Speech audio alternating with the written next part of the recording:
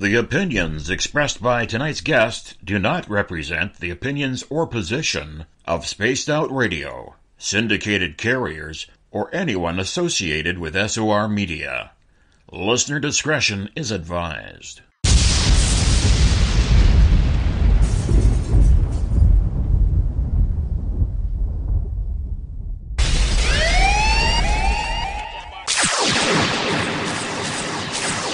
Here at Spaced Out Radio, we are about to take you higher.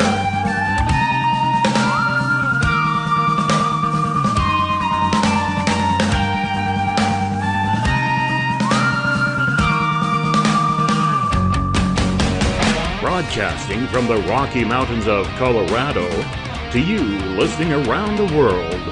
This is Spaced Out Sunday with host Tessa N Thomas.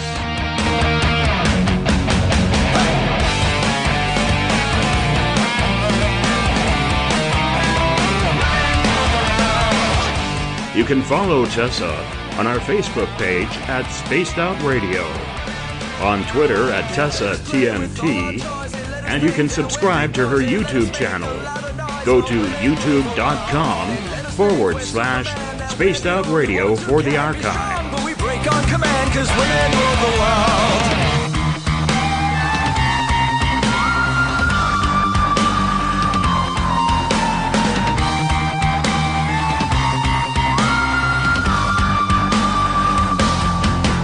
Buckle up, space travelers. Let the countdown begin. 9, 8, 7, 6, 5, 4, 3, 2, 1. It's time to go for a ride with host Tessa N Thomas. I'm such a lucky guy 'cause after all this time, it's like the deeper I go, the deeper I fall. Good evening, Spaced Out Radio. Secure your tinfoil hats, buckle down tight, and hold on loosely as we soar over the rocky tops of the La Platas on a Rocky Mountain high. Get sucked into the vortex of the Four Corners and settle down snugly at mile marker 419.9 in colorful Colorado.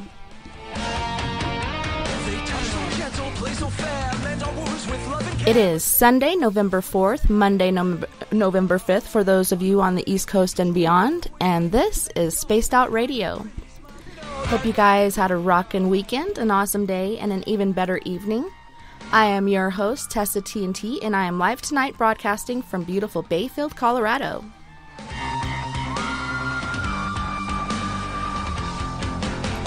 We are 150,000 strong nightly on Spaced Out Radio Network, spacedoutradio.com, Spreaker, Paranormal Radio, TalkStream Live, as well as Deep Talk Radio, which you can find at deeptalkradio.com. Don't forget to head to our website, spacedoutradio.com, where you can peruse the Spaced Out Radio store and read the encounter online dealing with everything strange, paranormal, and odd.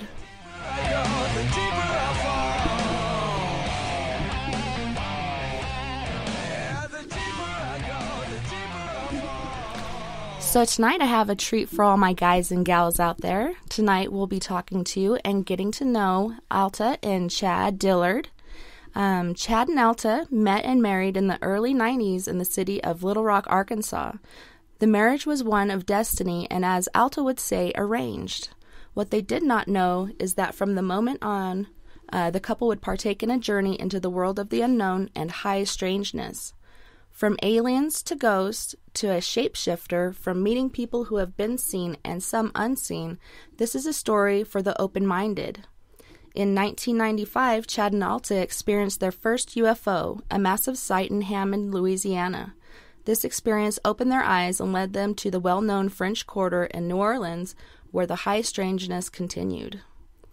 As they tried to take day by day to understand their place and purpose of these unusual events, they met a young lady, a co-worker named Kristen.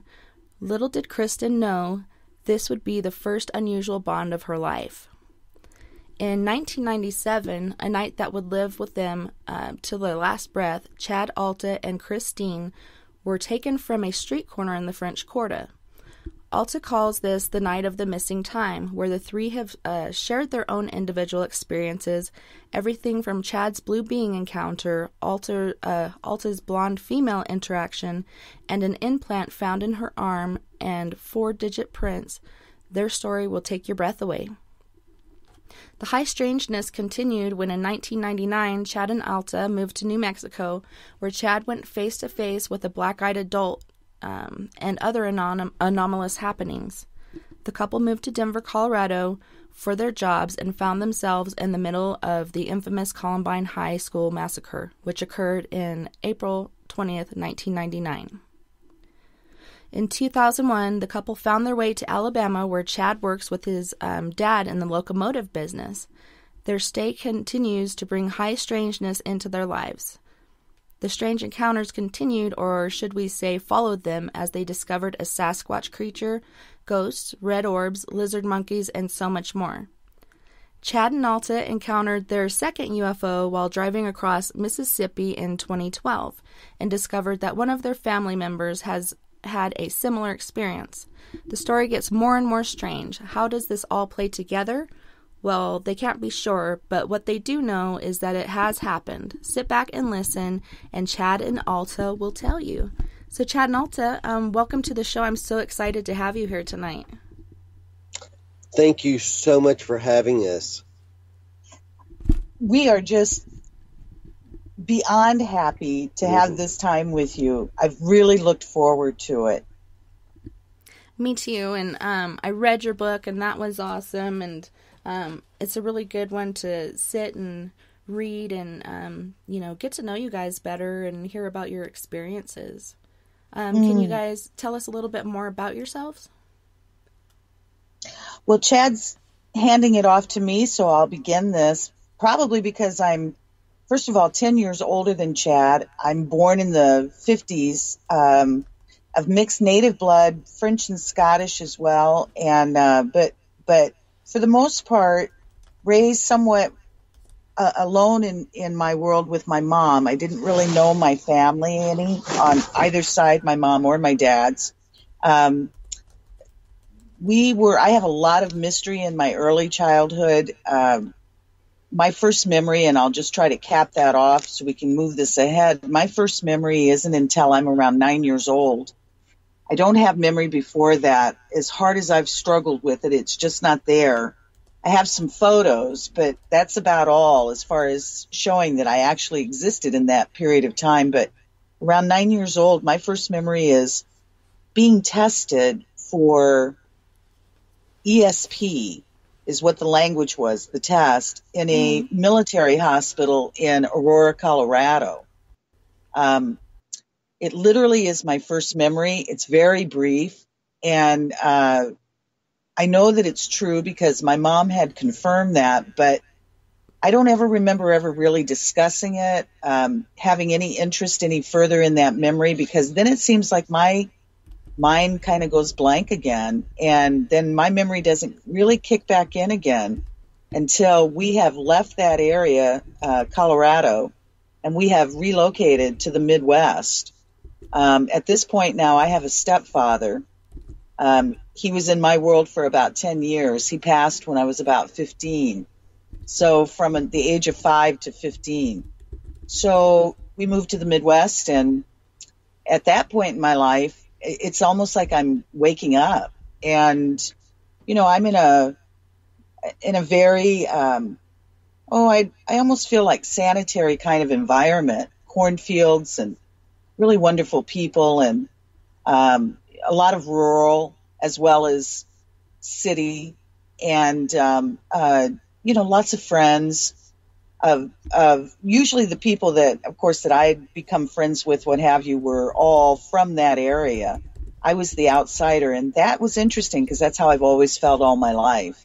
And I hear this from so many people, that those of us that feel different usually seem to be for good reason. I'm not quite sure what all that is. But so my beginnings, again, are very strange. Then it seems like I have a period of time of whatever is considered normal. In that period of time, I'm experiencing what I've kind of babied up a lot of the language just to get through so much strangeness in my world. I use the word high strangeness. I borrowed that term many years ago, and I've applied it to everything that I cannot explain, which has to do with a lot. But my high strangeness in the Midwest seemed to be what people would call ghost or apparitions. I use the word ghosties. But that almost seemed kind of normal in a weird way. It wasn't like I was walking around, expressing myself to the unseen necessarily, but it was part of my world. And I don't think that I really even questioned a whole lot about it. I wasn't exploring it. I wasn't studying it. I was just experiencing it. And then my mother made a decision. My stepfather passed. I'd started my first years of college, and my mom at that point decided to make a big move in her life, to leave the Midwest and then move to Little Rock, Arkansas. And that's what seemed to align me with, of course, many years later to meet Chad. I'll have Chad share with you his early experiences and maybe whatever his term is. I use the word high strangeness. I'm not quite sure what he calls all that. Right. Just weirdness. Yeah, just weirdness. Yeah, I mean, I get early years. There was one incident. My dad and my uncle and my grandfather, they were farmers in the Delta of Arkansas, and right outside our house was a soybean field. And I remember my grandfather, my dad, and my uncle out there one day, and they were, looking at these 3 burnt circles outside of our house in the field there, and they were probably about 12-foot circles, diameter, and just right in a row. And I remember them all just kind of complexed on, had never seen anything like this, and they'd all been farmers all their life. My dad and his second wife had some experiences where they had come home one day and furniture moved around. My brother came home and he was I guess kind of mid-teenager, and he said he'd come home, and I get home and he's like, the whole house was shaking, so, kind of some ghosty things, but, never anything, just like major with me. So, but had always kind of knew that there was always something out there. Yeah, for sure. Go ahead, Alta. Tessa, sorry for the interruption. I thought that this might be a good time to just interject what I neglected in my introduction is, and what I'm offering in this explanation is all that I know. I know nothing more or less, because I have just spent so many years of my life trying to have mystery solved, and it just seems like more questions are coming. But if it be true what my mother would say before my mother passed, she passed in 1997, my mom seemed to have an awful lot of mystery in her past as well. And so I was a very attached daughter to her. I was raised an only child. She was essentially my only family. And my mom would make a comment a couple of times that I remember throughout my early life, making a statement that I thought was so bizarre that I couldn't wrap my mind around it, nor did I ever try. But the statement was, she would only say this to a few people and that she trusted, which was very few. And that was that she claimed that when I was a baby, which would have made, she said around 6 months old. This, again, keep in mind, would have been around the late 1950s. Mm-hmm. She claimed that she was driving across the desert. She said that I'm the only passenger in the car with her, and that it was daytime. And she said that a small metallic UFO came down out of the sky and stopped her on the highway. Now, as soon as I would hear this language, I would hide away.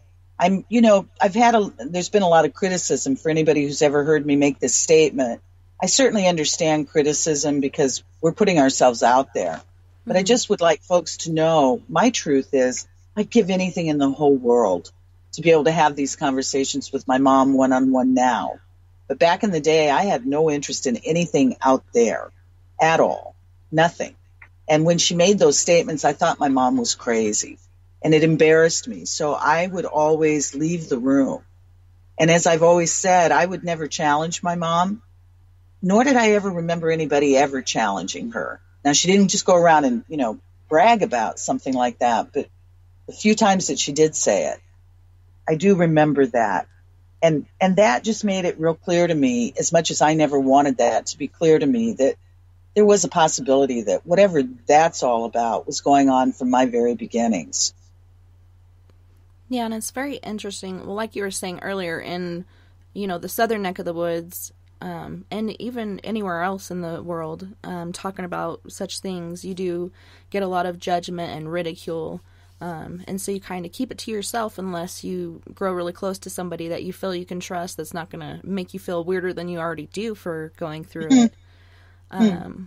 But did she say anything like, when it did stop her car on the highway, did you hear anything about what happened next? Did both you and her end up going on the craft? Or because I've read an experience similar to this where a father and son were driving down the highway and one had stopped right in front of them on the highway, and he ordered his son to stay in the car, which of course he ended up not listening and getting out, and one of the aliens supposedly sat with him, and they took the father on board, and who knows what happened there. But I mean, did she say anything about what happened with that experience that you actually heard? Well, if she did, I absolutely was out of the area to ever hear anything about it. As I was saying, I never challenged her. It was too embarrassing, and I thought she was crazy. I thought that she was crazy. I could not believe these words were coming out of her mouth. And my mom was far from it. She was what I consider a self-made woman, pretty much an extremely independent woman. And that would be the furthest thing from who she really was, is crazy. But that's how I saw it. So I have no idea. I only offer it for the point of reference because, of course, later on in our lives, it would seem to have some connection. Mm-hmm. But as I said, all that I know is that if it's true, what she was saying, it would have begun in my life from the very beginning. Yeah. And with your first memory as far as being tested by the government and such, what exactly happened there? Like, were they kind, or were they brazen as far as like trying to get you to do things? How exactly was that experience for you, and did it traumatize you in any way? Well, it was extremely brief also. The memory is extremely brief. As I said it to you originally, I mean, that's all that I know. It's so brief, but again, I feel it very important to the rest of the mystery. The actual memory is me being in a very sanitized environment, a hospital environment, a lab.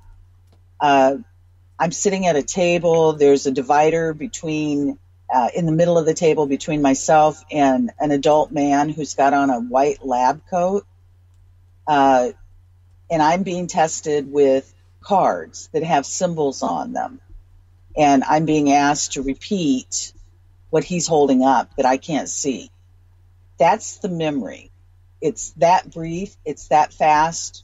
I don't remember anything really audio as far as, any kind of verbal, too much of anything, other than all of a sudden I've got this flash of memory, and then it goes blank again. And then I don't remember leaving Colorado. I absolutely have no memory of leaving Colorado. But I don't think it was too much longer after this experience was happening, because I was around 9 years old. And somehow around that age, 9, 10 years old, is when I start school in the Midwest. So I'm so sorry I don't have any more information I'd give anything to, but that so far has not happened. I'll just offer very quickly, because this gentleman is becoming very renowned now, I understand, in the field of research, study, experiencing, so on. Mr. Cameron, Grant Cameron, he was kind enough to at least respond to me. Back in the day, oftentimes nobody would respond to me when I would try to email and get information. But this is when he was first becoming known many years ago with his study and his, research with presidents and UFOs, I think kind of was the tag. I sent him a message and asked if he could give me any guidance or direction on how I could get those records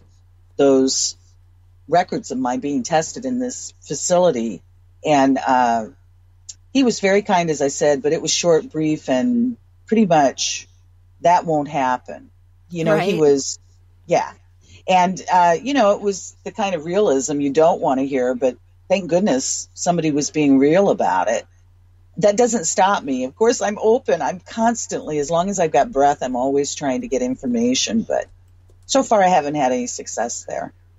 And I've noticed, like, with my siblings, certain traumatic events that have happened to them, they have no memory of it. So maybe there's a reason that you don't remember it. Your mind is trying to protect you from that because it was too much at the time. Maybe someday it'll pop back up. Right. But yeah, trying to get records from the government, good luck with that. Yeah, exactly. Exactly. Yeah. And to the best of my knowledge, because again, we've been questioned so often when folks have at least, cared enough to hear us or to be interested in what's been going on with us. I'll just offer this also kind of, again, just to tie that all off in a bow. To the best of my knowledge, but again, I don't have really any information on my family history. But I've never heard of military connection. Chad, he can certainly speak for himself, but are you aware of military in your family? I'm not. No. So that's always kind of an interesting dynamic also, is that neither one of us are aware of having military family. So again, who knows? Who knows? But keep in mind, it's around 1966, I believe, somewhere in that, 66, 67. And the words are, I'm being tested for ESP. I wonder how you got there. Like, did they have an ad, or did they come to your house and be like, we would like to test your daughter? Again, I have no... There? That's crazy. I know. Well, I absolutely... Yeah, your mom lived close to the hospital where this happened, so... Right. Yeah. Well, other than the fact that we lived in that area, I have no other information than that.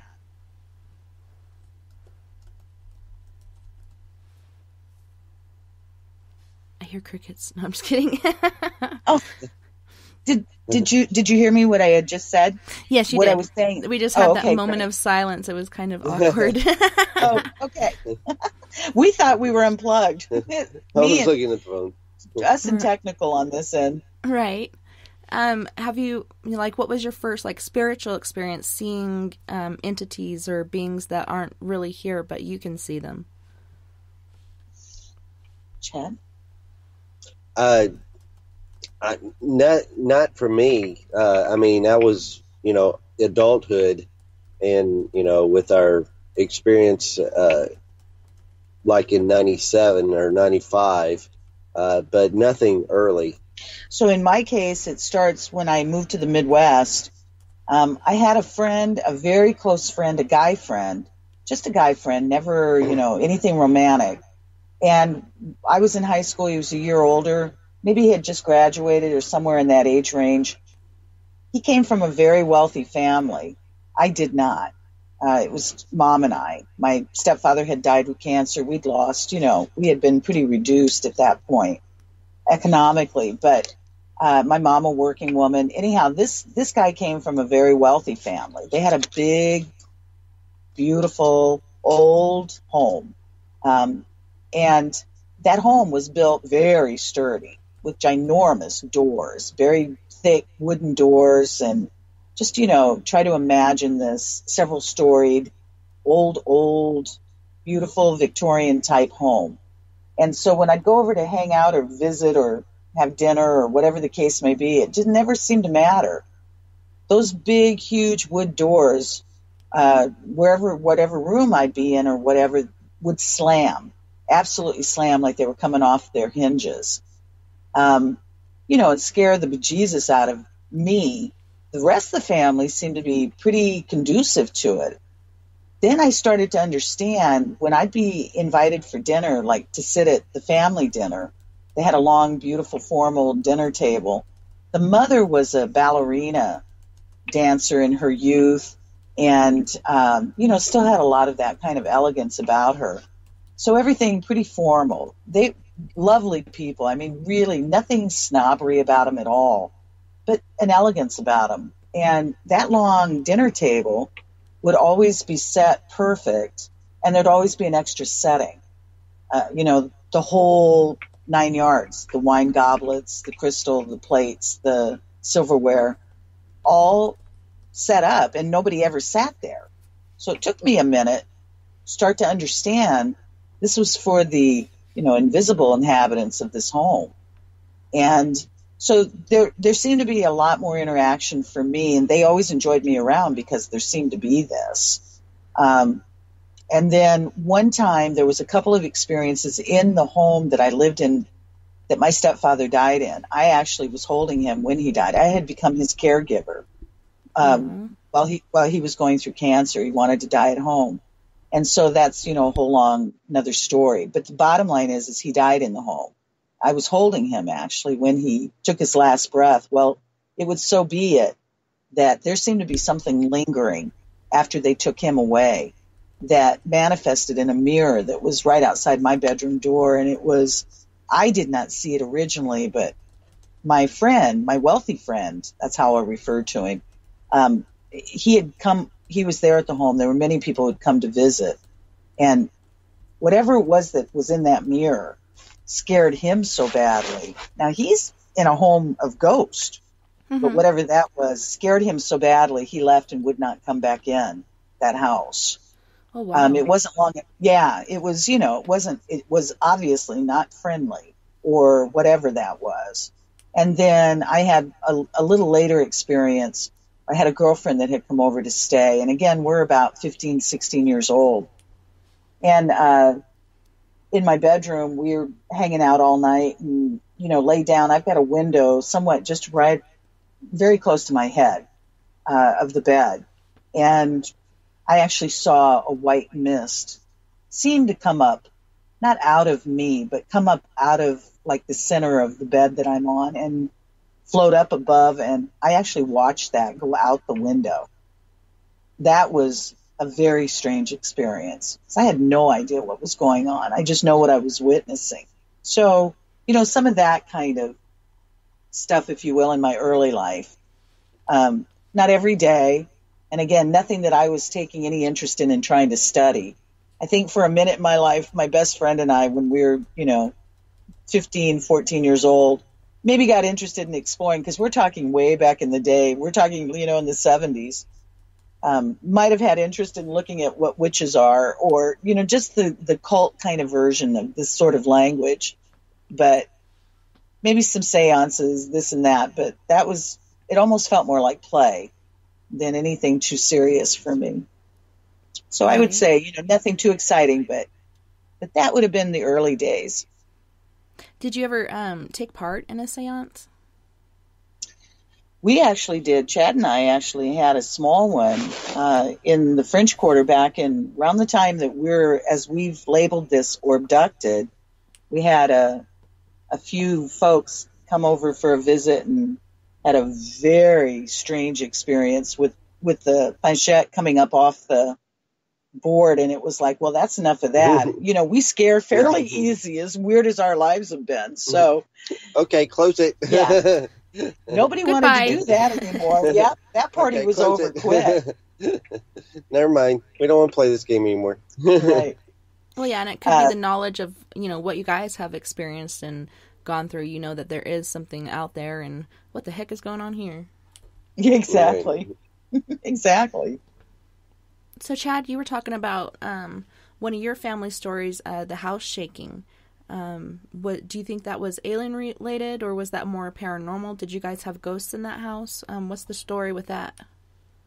Yeah, now this didn't happen to me. This was my younger brother, and he said that and this was when we were living in Houston, Texas, or outside of Houston, Texas, And, it's a, kind of a Spanish style flat roofed house. And my uncle had it, prior to my dad, and so we spent a lot of time in this house. And my brother says that nobody was there. He had got home. Nobody was home yet. And so he just goes into the house, and he said, like, every doorknob in the whole house, every door just started shaking.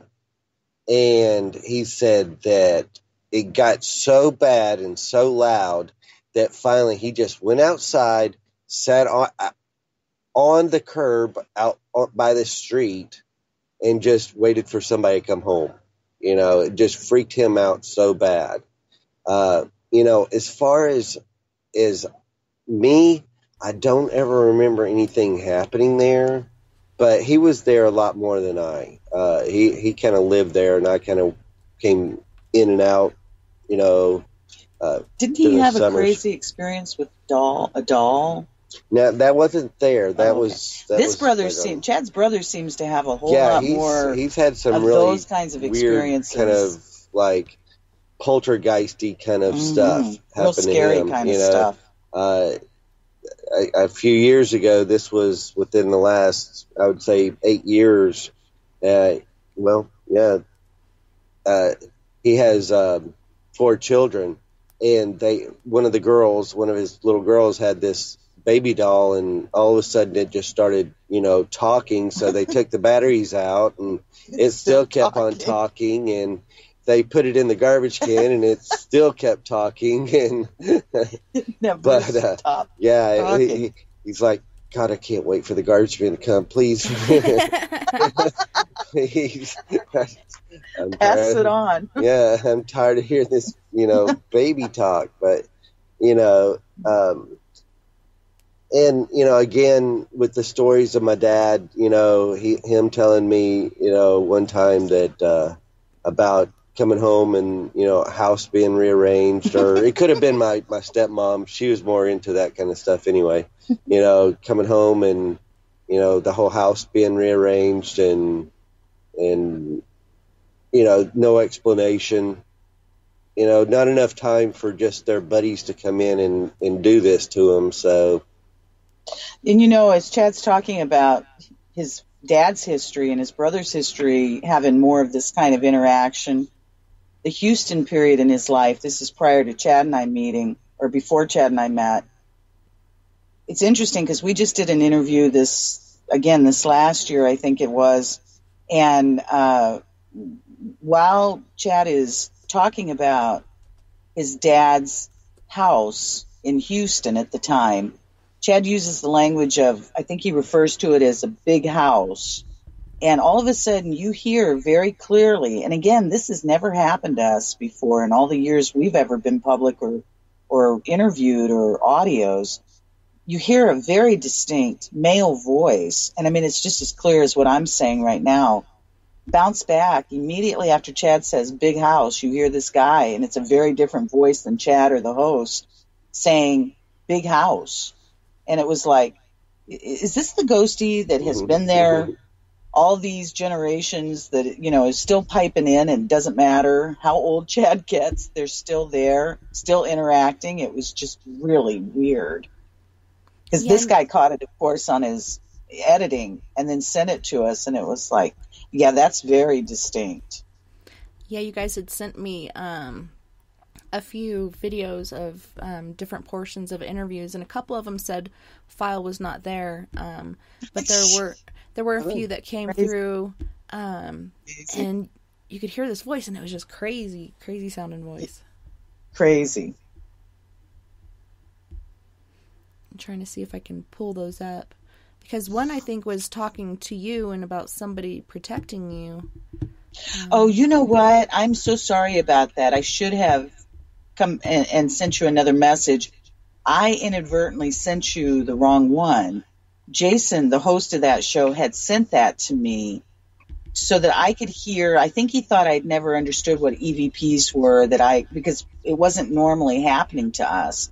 So he chose to send something, and I inadvertently sent that to you. That's not us at all. That's another show Oh, okay. that he's hosting with some other folks, and a box, whatever you call these that folks use that speak Ghost or box, yeah.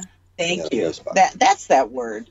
Yeah, and so actually, what I sent you was where you actually see Jason, the host, as you can see him because he's on audio, he's on video, and you absolutely see it in real time, his reaction when this very bizarre, I call it an electronic growl. I don't know what to call it. It is so bizarre. Comes over the Chad talking while Chad's talking about something here in Louisiana called the Rougarou, which is, for lack of better words, what I call a swamp werewolf. And Chad's describing this, talking about they're just about to have a festival. As soon as he starts to talk about it, this very bizarre sound comes over Chad's voice, and you see the host absolutely reacting to it. And then a few minutes later, I'm speaking, and while I'm speaking about it, this very distinct growling, I mean very distinct, like something is standing right at my window growling, rolls over the top of my voice. And then you hear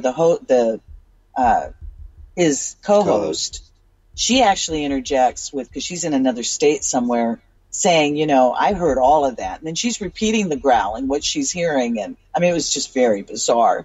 These things have never happened before. Yeah, this one looks like it's 10 seconds long. Is that the one you're talking about? And it's got a picture of, okay, we got Jason Bland. Is that the one? Right. Now, there's two of them. The first one that I sent would be Jason. His face should be on the front again, but that's not our show. The second one that I sent you would be Jason again, and you may see our cover of our book. Yeah, the background. On it. Right, that's the one. Okay. That is just that very weird electronic sound. I can pull that up really quick just so our listeners can hear it. Hold on. Awesome. And then if anybody ever cares to hear further, a few minutes later in that interview, right after that happens, is when you actually hear the growling over me. Okay, let me I didn't have that clip, but okay, let me turn this up. Getting it ready. All right. But was what they were referred to down here as the swamp wind. And there's also what they called... what the heck is that? Yeah. Oh my God. What is that? That was like that growl thing you were talking about? Yeah. Well, that's the first one. That was something that I can't distinct what that sound is. I call it that electronic, well, I don't know. Growl snort. But then a few minutes later, in that same interview, right after that happens with Chad, while I'm talking, you actually hear growling. Yeah, and that's the one that gives me the Dropbox error 404, cannot play, file not there. No, actually, that's a different interview completely. Okay.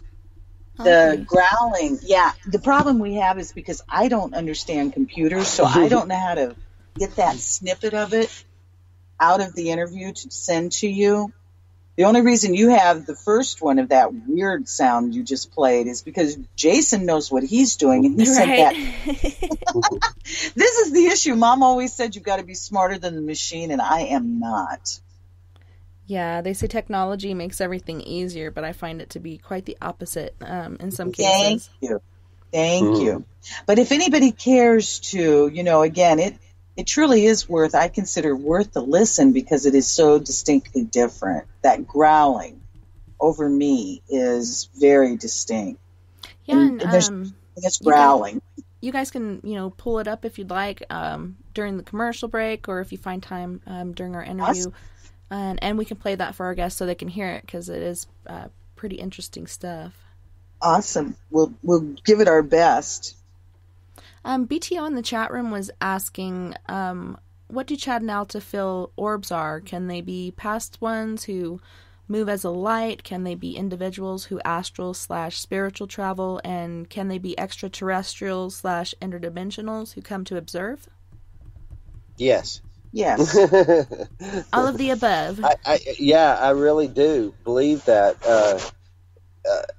that they can be just anything. I mean, in our experience, our orb is much, I believe, different than what a lot of people think. The orb that we saw, and we'll get in this, a little more detail later on in the interview, but ours was huge. The one that I saw is like 12 foot in diameter, 15 foot off the ground, and it was.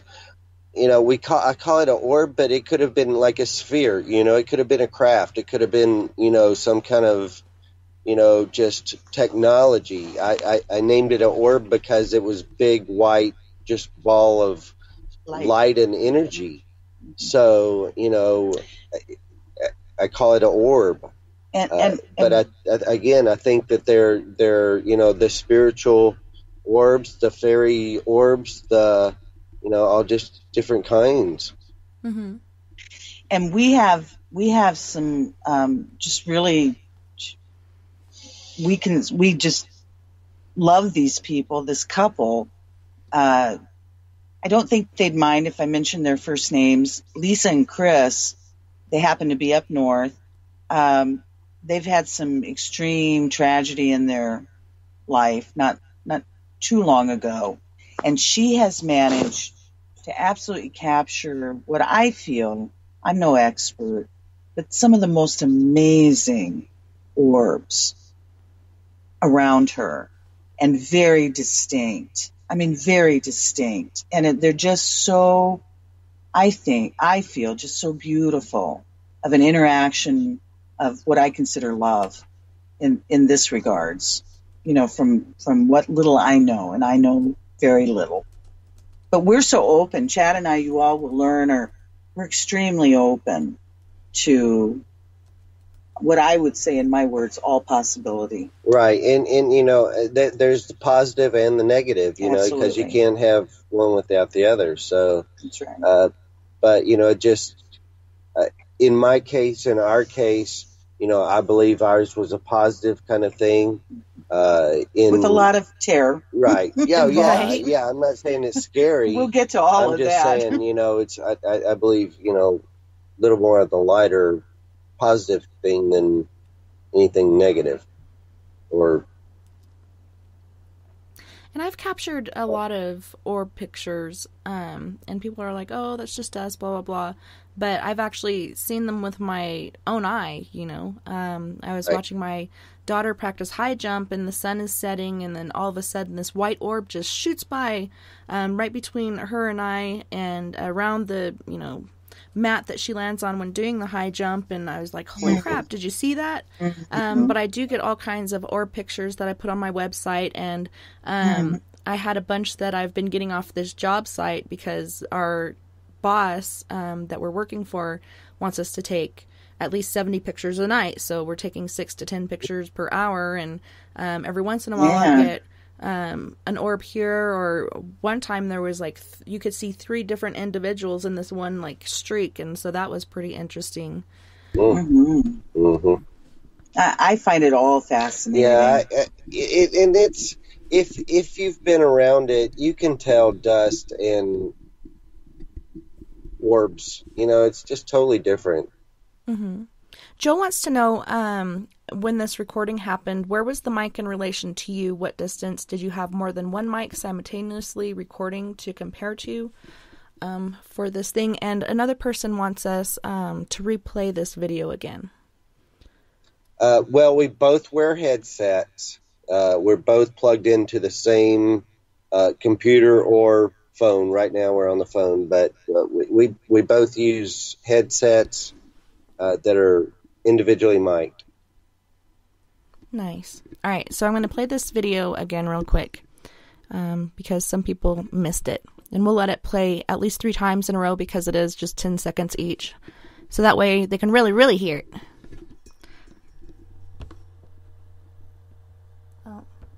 to down here as the swamp wind.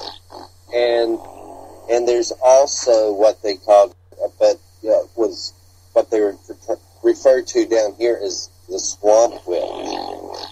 And there's also what they called, was what they were referred to down here as the swamp wind. And there's also... That's so interesting.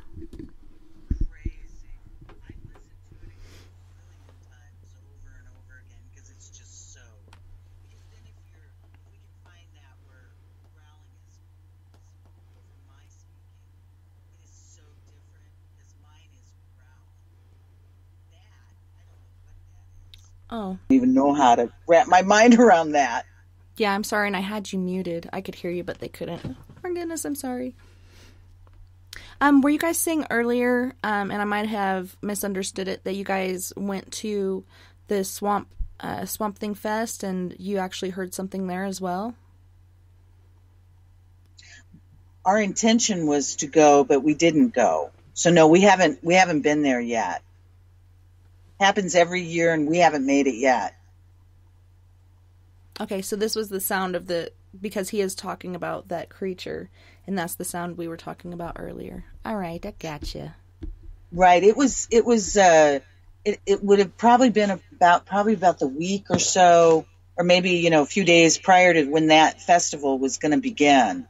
So Chad was using the opportunity to, let folks know that this exists down here, and that it's known as the Rougarou, and that was sort of the intention of bringing the subject up. We thought we would be attending at that point, and, it worked out where we didn't make it. But that's why the subject even came up, and then all of a sudden we've got all this extra added sound effects. Like, okay, this is really weird. And BTO is saying it was a weird sound, sounded alien to him, not demonic or a hissing sound. Mm-hmm. Yeah, it's very different, almost electronic kind of language or... This just makes me more determined to find that growling over me, because mine is growling. And as I said, I have no idea what this is. Yeah, very interesting.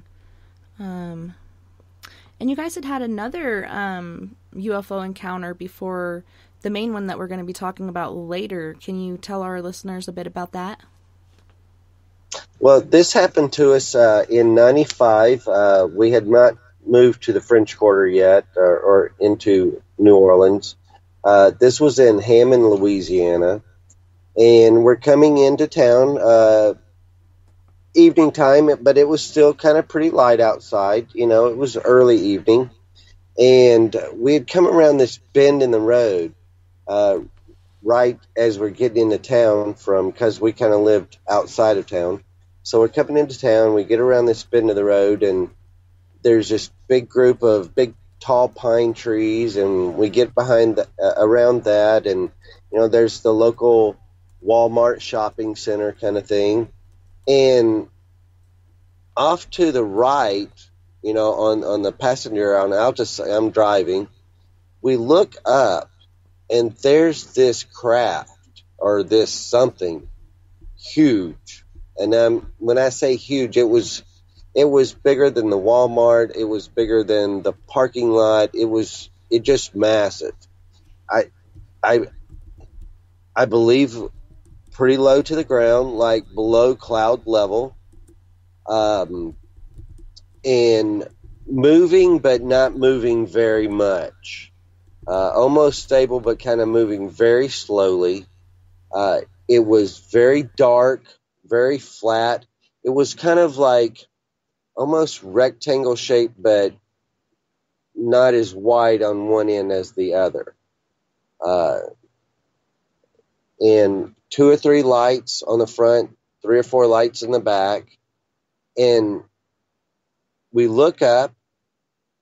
I kind of look at Alta. Alta turns back to me. I look back up just one more time to kind of, did I see what I think I see? And I saw what I thought I saw. And I kind of turn back around, because I've got to, we're moving. Don't see anybody else on the street, or on the road, like panicking or, there's no interaction there. Like we were the only ones to see it. I kind of focused back onto the road like, okay, well, if I don't look at it, if I don't acknowledge it, it won't know I saw it. That's kind of what goes through my brain. And I believe Alta had the same kind of experience go through her brain. But except his description, you can hear probably, big difference between the way we describe things. In my case, my description of that experience was I saw it for a brief flash because it was so massive that couldn't exist. I shut completely down. My mind, again, just explaining our truth, the only way that we remember it and how we experienced it. The behavior I cannot account for because, again, my behavior when I discovered my mom making statements about craft, UFOs, and I just shut down and I would disappear from that. So that's exactly what I did in that car. My head jerked away immediately, looking directly at Chad. Now I'm turned sideways because I am not going to acknowledge that. That's not happening. So right. if I don't acknowledge that, that's not there. So I'm sounding very calm, but in the moment, I'm in a very controlled hysteria. And I'm staring at Chad and I'm begging him with my mind to tell me that that's not there. But I can see in his eyes, that's there. Something's there. So I never look again. I can't begin to tell you its shape or anything of that nature other than it took up the sky. And that can't happen. So I had I was in a much more, Chad had to be in control. He's driving the car, for God's sake, thank God. And, he's staying in control, but I was completely shutting down inside. And so the way I remember this is I absolutely shut down. That's a non-event. That didn't happen. And then we go on to have dinner that evening, what have you, and never spoke about it. The intention was to never speak about it, because if we speak about it, that means something really happened. So our intention was never to speak about it. And we weren't going to do it. And then the next morning, off to work we're going, and I think it was on the radio. We turned on the radio, maybe the local radio, and it was an announcement that others had seen this as well and had called it in. So now all of a sudden, our non-event was a real event. But once again, we heard that, we took note of it. Now, this was in 1995. We decided right then and there, we're never going to talk about that. I didn't see nothing. Yeah, didn't see nothing. I don't know what you're talking about, Willis. That's right. We're just going to... Nothing going on here. Yeah, that's right. Nothing to see here. Let's move along. Yep. Move right along. So, that's right. And in a really relatively short amount of time, like no time, it seems like, we then came up with the brilliant idea, let's move to the French Quarter. And then, oh, my good Jesus, that's where everything seemed to, really manifest itself in all form of anomalous, all form. I would like to, if I could again, I'm so sorry for the jumping around because I'm trying so hard to stay linear with, the conversation and what's happened to us. But I think that this is as important as anything else. Other folks may not agree with this because most people seem to be interested in that event that took place in '97, the Orbduction. Mm-hmm. But I'd like to mention is, I don't know how much time we have. I'll just get it said. There is no doubt to me, and you mentioned it in our bio. I mean, I absolutely have no doubt in my spirit, in my heart, that Chad and I were arranged. I was about to bring that up too. That's funny. Yes, I'm glad you went back there. Right. Well, we're here for you, so you guide us, whatever you'd like to, discuss and all. But I just wanted to make note of the fact that there's never been any doubt in my soul that Chad and I were arranged in 1990 on Valentine's Day. And as romantic as it sounds, and ultimately 28 years later, it's still romantic because we are still together. But there was no doubt to me. The high strangeness that was involved in us being arranged is, I consider, mind-blowing. Yeah, I thought it And, was interesting you guys were supposed to be set up on like a blind date or whatnot, and you're thinking about the age, nah, this ain't going to work. And then you go out that night not wanting to be alone, and tell us what happened from there. Right. Everything I did was completely out of character for me. Completely. I'm very social. I love to play and hang and party and, back in the day. And again, I was 33 at the time. Take note, Chad was 23. So I'm 33. I've never been married, no kids. I have to be honest, I wasn't interested in either. At that stage in my life, I'm just kind of getting along with it. So it's Valentine's Day. I'm on a new job. I hate the job. So I'm just a miserable little girl. And all of a sudden, this guy I work with decides, I don't need to be alone. I need a blind date. And I'm saying to dude, I've never had a blind date. I'm not interested in that either. Well, he doesn't care. Thank goodness. He makes a phone call right in front of my face. He starts describing me. And as I've said before, at that time, as I'm hearing myself being described, I'm thinking, dang, I don't sound so bad. I'd meet me. And so I'm kind of enjoying hearing the compliments that I'm hearing about me, sort of changing my mood a little bit. Not really. Because next thing I know, the guy he's talking to sounds like he's interested in the date, but he can't make it because he's got to work that night. Well, now dude hangs up and I'm just real, not happy with myself. Don't want a blind date, can't get a blind date, can't make me happy. I'll just go eat worms. So I leave work. I make up my mind. Yeah.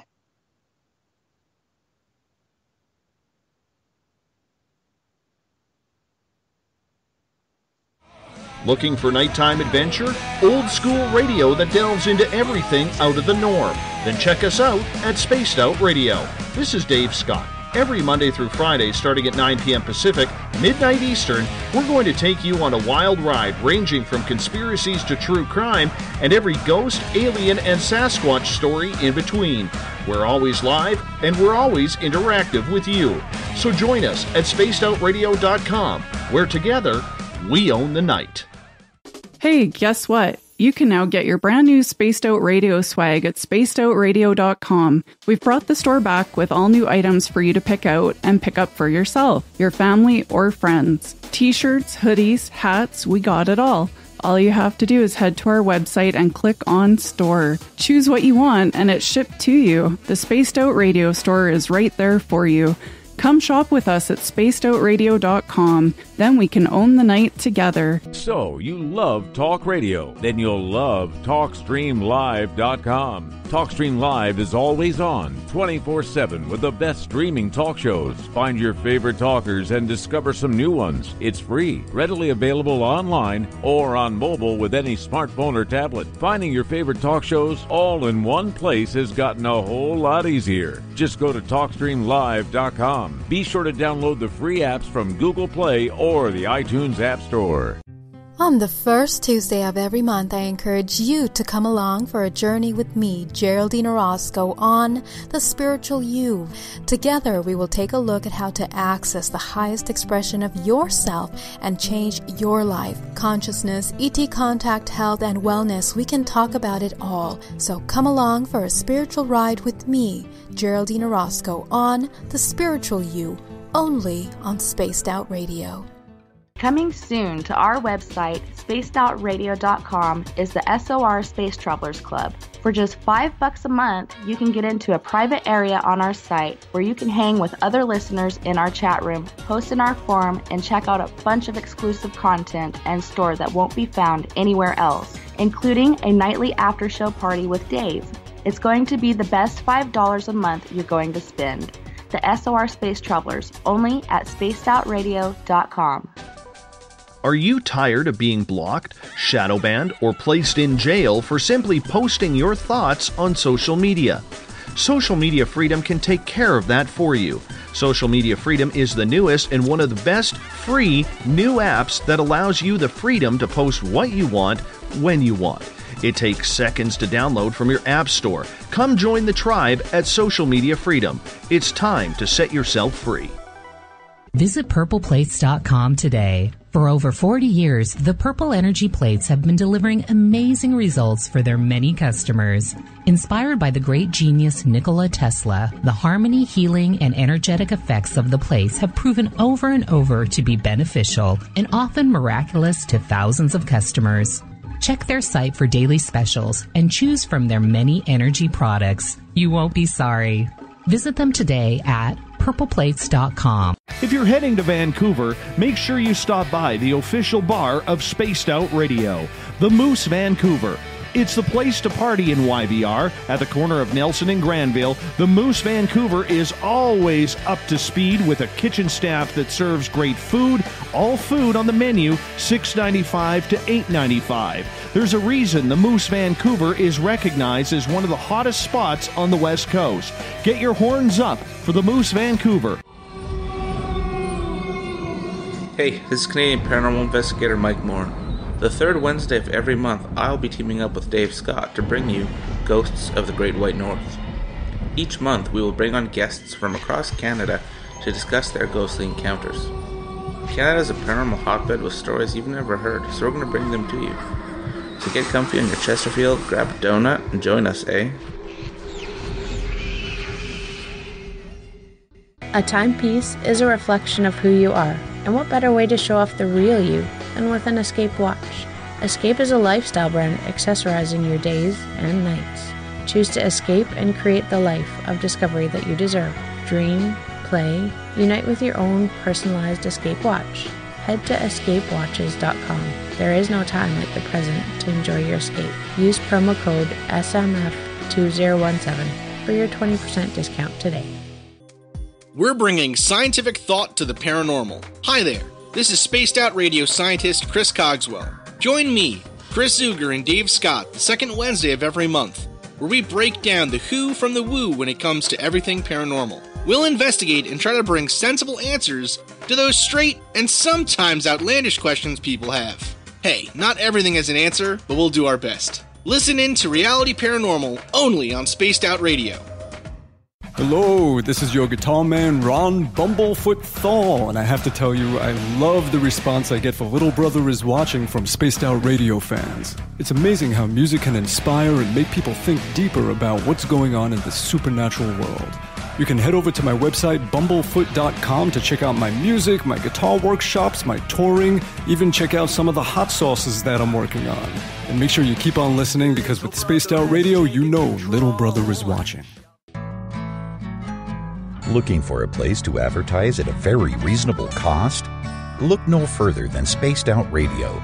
SpacedOutRadio.com has an advertising tab that you can click to check out our daily, weekly, and monthly packages to play on the radio, or our website including social media. From commercial spots to banners, we have it all. Check out our competitive pricing today.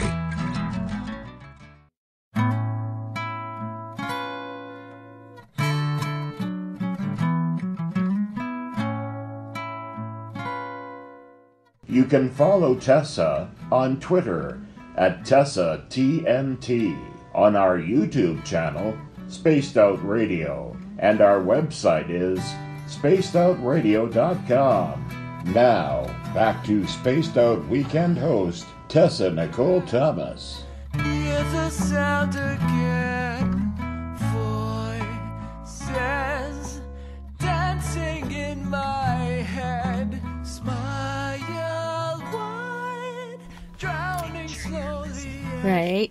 Hey guys, welcome back, and so sorry you thought I went to commercial without announcing it, which I did. Chad and Alta heard me, but you guys didn't, because the dreaded mute button had attacked once more. But welcome back, Chad and Alta. I'm so excited to have you guys on. Yeah, thank you so much. Absolutely. We're having so much fun. Thanks so much. Yeah, I'm so glad you agreed to come on, and that you sent me your book, and I was able to read it and learn more about you. And yeah, so we had left off with your guys' meeting, and you left off on you were going to eat worms and forget about it. That's right. Me and my worms. Right. So essentially it was a matter of I was very, as I said, very out of character that night. I decided I was just going to go out someplace and go have a drink somewhere, which is extremely out of character for me. I'm no saint. I'm far from it, but I interject. Something I never did was I didn't drink and drive. I was always a passenger.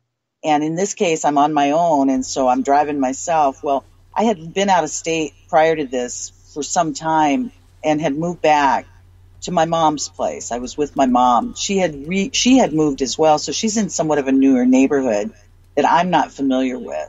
So now all of a sudden I decide I'm going to, go out in the evening, not really with a plan at all. And I drive and I decide maybe I had to try to find someplace close. And my mom lived in this kind of old residential neighborhood. It's not full of clubs or what have you. Now, this happened to be in a city that at the time that was about 350,000 people, so it's not a small town. Lots of clubs in this city, but not in that area. I end up in this tiny pub, and I chose it because it was still daylight out. I could see the environment. And I've described this before. I swear it felt like I was walking into some old thatched roof pub that you'd find like in Ireland, Scotland, Nice. someplace. Yeah. It certainly seems safe.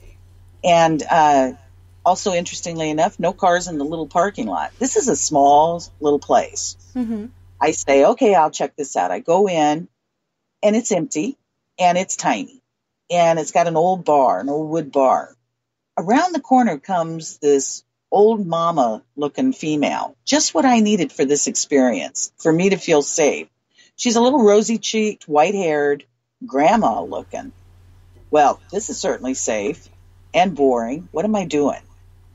She asked me what I wanted. I think I ordered a beer, in a draft. About the time that she gets that to me, the door opens, the front, the entrance. There's light because it's still light out. And I swear, without sounding like exaggeration, that light seemed to exaggerate these two guys walking in the door.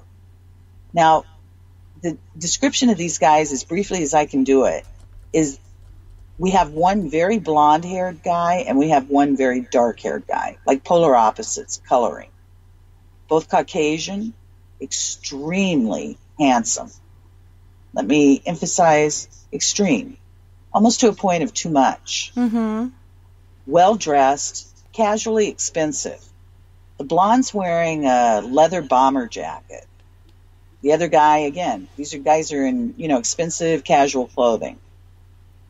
That's just weird. What are they doing in this place, and what am I doing here? Is my instant thought. But again, I'm not really too interested. I'm just in a bad mood, and I don't seem to be able to snap out of it. They asked me if I wanted to play pool. One of them asked me. I remember starting to play a game of pool with them, or one of them, and then the next thing I know, because there's blankness in there, I don't remember drinking that beer. So please take note of that. There's no way that I'm drunk. Now, folks have said I was drugged.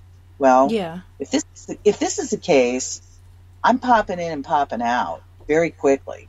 Yeah. Because the conversation was, what I do distinctly remember is one of them asking me if there was any place, in this city, livelier kind of language. That told me instantly, these guys aren't from here either. These are out-of-towners. But what a weird neighborhood they're out of town in. The dude in the bomber jacket made it clear, it was very distinctly said to me that he was the private pilot for the dark-haired guy. Private pilot. Okay. This is an old neighborhood. We got nobody with any money the size that's got airports.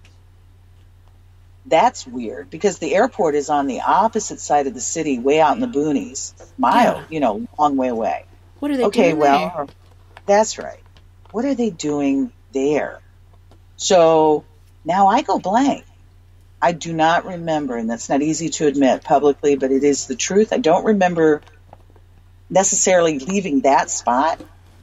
But for some reason, I chose the second club that we ended up going to, a place I'd never been before. And the only reason I feel like I would have chosen this place, on logic level, because there is no logic, is because my mom was kind of a self-made woman in this city. And she was well known. She was an environmental codes inspector, a housing inspector, premise inspector, worked with the government, so on and so forth. this location, this area was my mom's territory. Mom was kind of thought of as a mama bear. She was known as a mixed Native woman, elder kind of woman, educated, so on. So I felt like it had to have been my choice to go there because I'd be protected. Whoever owned it, people who own it know my mom. It's silliness, but that's what I was thinking. So we end up at that place. This place is a huge sports bar, more centrally located in the city, or at least more in that direction. Again, keep in mind, I've never been there before. We go inside this place, and it's a big, beautiful sports bar. I make up my mind immediately. I'm going to make a phone call to a girlfriend that I know is single, that I am suspecting might be available on Valentine's night and might be interested in meeting these really good-looking guys. Because I'm not interested in being with them. I don't want to even hang with them. That just makes no sense. What I'm saying to you makes no sense. I remember making that phone call. My friend lived not far from this place. What I can tell you is by the time I described these guys to her, I think she was there faster than we hung that phone up. Right. Right. Before the time of cell phones, she's just like, whisk. That's it. Whisked. That was like an instantaneous moment. Well, again, Alta and her weird behavior. I remember, I guess, introducing them. I can't tell you what these guys' names are. I'm clueless. But for whatever reason, I got these three together, introduced, what have you, and then I left them. I went to the other side of the bar, this big place, by myself. Left my friend, and these guys around the pool tables, and felt real pleased with myself that I introduced her to them, whatever that means. But then my mood starts to drop again, and I'm becoming very ugly feeling inside, just dark inside, just sad and lost kind of feeling. And again, this is just not normal behavior. So while I'm sitting up at the bar, and I'm visiting with the guy that either owns or is running the place. He knows my mom. I look just like my mom. I tell him who my mom is, and I'm right at home now. I feel like I'm going to just hang out and just be just not a nice person for the rest of the evening and try to get over myself. This place is packed full of lovers. That wasn't helping the mood much because, big sports bar, and we got all couples and everybody's happy, and there I sit, just real solemn. All of a sudden, this voice is standing next to me. I'm not looking because I'm looking down, kind of look at the floor. And I hear this guy's voice ask me if I want to play pinball. And I start to be very ugly to him because I hate pinball. And in the mood, I just wasn't nice. But by the time I looked up at this face, I got this sweet, beautiful smile. I got these real pretty blue eyes. He's tall and very slender, and he's just cute, and he has a nice voice. I'm thinking, get over yourself. So we walk over to the pinball table. We start to play pinball, and then we get around to, finally, names, introducing ourselves. I'll have Chad pick that part back up. Yeah. We played the first game, and she goes, well, what's your name? And I said, well, my name's Chad. She goes, do you know a guy named David? I'm like, yeah. Did he call you today? I'm like, yeah. Well, I'm Alta. I'm the one that we were supposed to have. And, I at that time I worked at a, kind of a hole-in-the-wall oyster bar, and it was nothing but guys that worked there. So, after work, none of us had dates because we all worked, so we decided to go over to this pub, this sports bar. First time I'd ever been there, and we're going to go there and play darts. Well, me and my buddies, we get there, and my buddies go and play darts, and I get over there, and I'm like, well, I don't want to go play darts. I don't want to play darts. I want to go play pinball.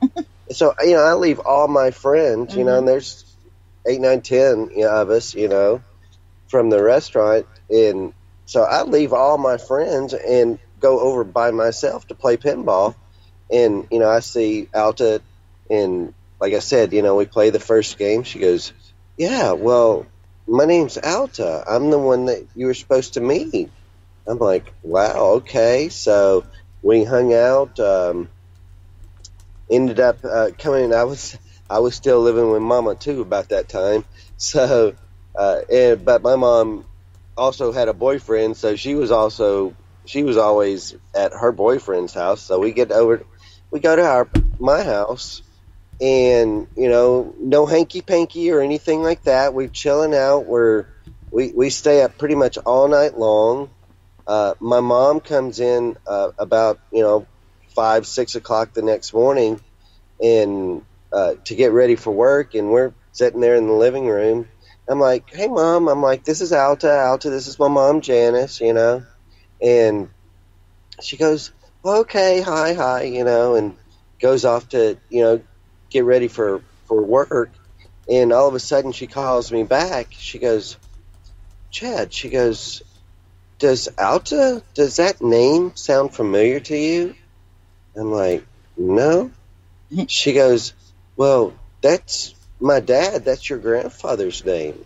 He goes, wow. Of course, now I always knew him as Papa, first name George, but apparently his legal first name his tombstone was Alta, or is Alta. It was Alta George Duncan, but he thought Alta was so feminine he never used it. So, none of us kids, nobody really knew his first name. And so I'm like, wow, that's crazy. So I go back into the living room, and I tell Alta, well, hey, guess what? My grandfather's name is Alta. And she's like, okay. Shut up.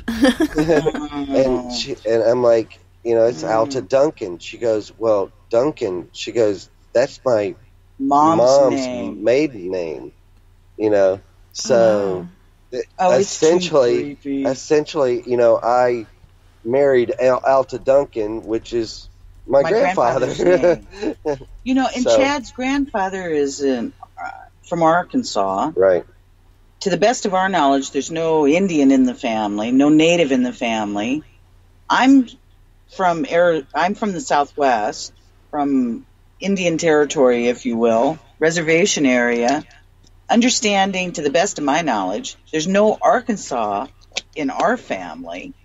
So just the high strangeness beyond high strangeness of the fact of these names being identical. And because I can't explain anything, and I've just had too much mystery and I don't like it, that I absolutely freaked out inside. Chad had no idea, but I was freaking out inside. And I had made up my mind, and I'm honest to admit it, lots of bad behavior on my part. But at that point, I just said, nope, nope, this isn't going to go on. And I let Chad to think, we'd see each other very soon, and how amazing, because it was amazing. It was amazing to meet him and have that time with him, because he changed my mood so completely, and we just had so much fun, and it was just fun. And then all of a sudden, I've got this insanity dropped, what felt like it to me, dropped in my lap, and what are you going to do with it? So what I did was I ran. He couldn't find me. I disappeared. I went poof the first time, and for 3 months, he could not find me because I wasn't going to be found. I thought something is in control here that's not me. Mm-hmm. And I just, didn't matter how I felt about Chad and how much I cared about him and so on. It was just too big and too scary for me. Yeah. And then 3 months later, you hear that saying that if it's too good to be true, then it must be, so you kind of run from it. I did that too in my life. So I feel you there. That's right. And plus, I could never get past the fact that I'm the one that had the experience with those two, for lack of a better word, men that were very much responsible, no doubt to me, of making sure that I was there, that I got to that spot to meet Chad. And again, BTO was saying, could it have been like some extraterrestrials disguised as humans, or actually humanoid beings from elsewhere? Exactly. I mean, I can only leave you with, it's all speculation from my standpoint, because I experienced it, but in my experience, we've got a beautiful, perfect, beyond model looking male wearing a bomber jacket telling me that he is the private pilot for this other one's plane. Now, that's just too weird. That's just too weird. And here Alta is, she's got, the opportunity to, be with these, moneyed people, but I come along and here I am in my, funky oyster blue working. jeans and, oyster shucking, fish frying, I'm sure I smelled like a grill, or a fish fry, No, never. And, she ends up, us connecting, instead of, that whatever pilot that was. We don't know. We just don't know. We don't know. And again, putting the pieces together, I experienced it, and it's always left me so rattled. Yeah, so was the dark-haired guy the one that was being piloted, and the blonde-haired guy was the pilot? Exactly. The dark-haired guy, the blonde indicated he was the private pilot for the dark-haired man. That left me to, again, all assumption, presume that the dark-haired man owned the plane. Yeah. Was he the most gorgeous man you had ever seen, the dark-haired guy? Like, beyond both of them. perfect? Yeah, both of them. Both. Because, not making this whole connection or whatever seem weirder than it already is. Exactly. When I saw the devil, he had dark hair and he was like the most gorgeous man I had ever seen. And, this guy being piloted around by his perfect, personal pilot, it makes you wonder, like, was it the devil playing devil's advocate or whatever and getting you guys together for some unknown purpose or whatnot? I mean, that was just a thought that popped in I had to mention, because I was like, oh my gosh, I know who this person is. Mm-hmm. Again, all we can do is share our experiences without, in my case, I work very hard not to do too much assumption, too much filling in the blanks, because those blanks are still very open for me. I've had the whole world tell me that I was abducted and that these have all been ETs and aliens and demonic, and every word that could ever be kind of thrust my direction has certainly been. The objects that are in my body I've always referred to as unknowns. I've never used the word implants, and I understand everyone else does, but I never have, because I've done it all very intentionally for the folks to understand. Everybody who wants answers, I have none.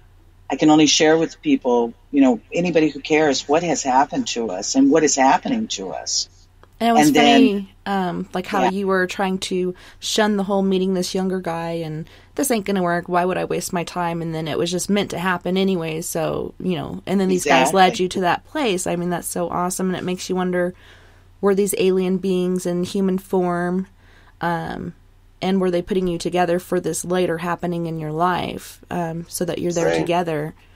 So there's so many options that you can choose from. What's going on here? Right. Door 1, door 2. I've always used the word arranged, because to me that's exactly what happened. We were arranged. There's right now her name escapes me, because I've studied all this. I've had to be my only researcher and investigator and anything else, or, since all of this has really been happening to us the last 20 years or so. Eve Lorgen, I think is her name. She wrote a book called Alien Love Bite many years ago. And when I discovered that book, I thought, no way. No way would somebody actually write a book and title it that, because that's exactly, not my word alien as such, but for the most part, that's the closest thing to describe what happened with Chad and I, of being arranged, because her whole book is about this. That's so cool. It's crazy, crazy, crazy. Amazing, crazy. So you guys got together, and then when was your first paranormal or supernatural experience together? Was it when you got into your own place, or was it before that? Well, as far as I'm concerned, it started Valentine's Day 1990. because that was, again, arrangement. That was all supernatural. That was all high strangeness. And then I split for 3 months, and then we got reconnected. It was almost like a signal, like turning you on, and there was no turning it off. I found Chad. We got reconnected, and from that moment on, we stayed moving forward. Didn't you guys get hurt like during that time in the same sort of way, which was kind of interesting as well? And then you came back to this place in life. You both had car accidents. He was in a bike accident, or you were in a bike accident. He was in a car accident. Yeah. Exactly. Right. Yeah, exactly. Yeah. That was during the 3 months, and like when that 3 months was up, it was like something signaled me to find Chad, and then at that point, I became undaunting, and nothing would stop me. Well, I sure found him. At that point, he'd left the state, so I found him long distance. That was weird. Yeah, I actually came down here to Louisiana. Right. Now, we're in Arkansas at this time, so Chad he's come to Louisiana. That's where I found him. At that point that I found him, he had you go ahead and share. Yeah, I just been in a bad car accident. Just been in a car accident with my uncle, and was going to be heading back to Little Rock the next day. He was beat up, but not hospitalized. Yeah, I was just kind of beat up, yeah. So he was 24 hours when I found him of literally returning to Little Rock. I tell him, I'll be here, Chad. I swear I won't run. I won't run. I'll be here. I can't wait till you get back. I'm so sorry you've been hurt, but I'll be here. Okay. I think he actually believes me because I believed me. I certainly intended it. Well, on that very day, I got a guy friend, just a buddy, who's got a motorcycle, and he asked me if I want to go riding, and oh yeah, it's a beautiful day, I want to go riding. So he forces me to put a helmet on. That made me infuriated because I didn't want to wear a helmet. Had to. Put the helmet on, I got a face shield. It's, a big helmet with face covered and so on. We end up taking off and spend quite a bit of time heading towards the river. There's a big Arkansas River in, Little Rock area. And it's got big, beautiful parks and so on. So we end up, that's where we head for. It would probably take way too much time to get into that experience, but we had what, again, I consider a lot of high strangeness that took place on that ride. While we're heading home, it's still light out, still sea out. Sun, I think, is just starting to set. It's perfect weather. There's no reason to have happen what happened. We're not drunk. We're not drugged. But we are at a pretty steady clip. He's, driving pretty good. And then all of a sudden, can't explain to you, but that bike came out from under him. He stayed with the bike and slid, I don't know how many, whatever. I don't want to sound like I'm exaggerating. Slid forever. Mm-hmm. I went airborne. Oh, no. Something catapulted me off that bike, and I went airborne. And I must have flown quite a while, because when I hit the ground, apparently, I slid on my face. And thank, the heavens, I got a helmet on and a face shield.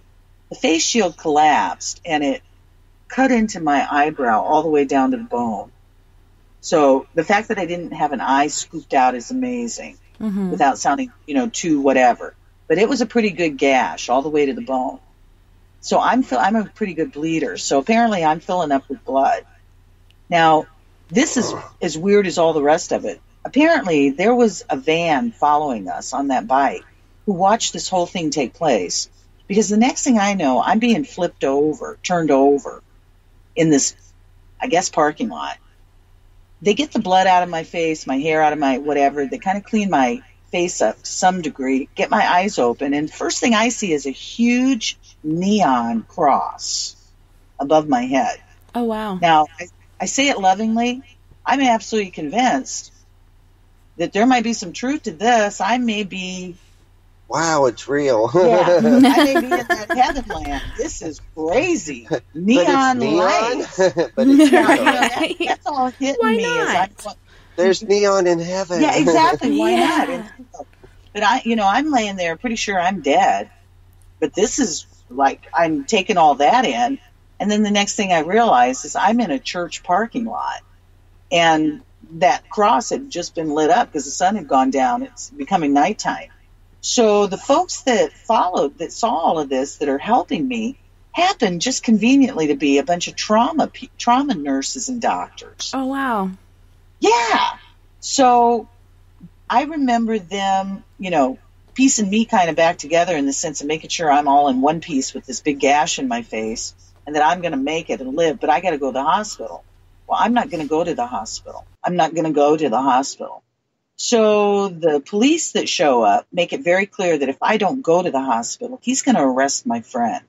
Now, I don't know how he gets away with that. What the heck?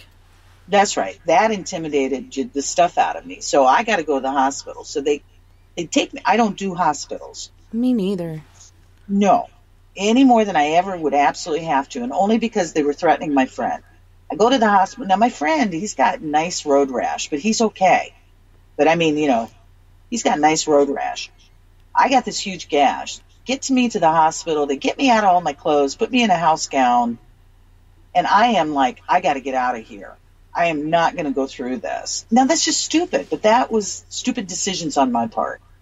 I called my girlfriend, the friend that I had told you about earlier, that I called to come meet these good-looking guys on Valentine's night. I call her because she's my bud at the time, my best bud, and I'm like, you've got to get me out of here. She doesn't hesitate, loyal as she can be.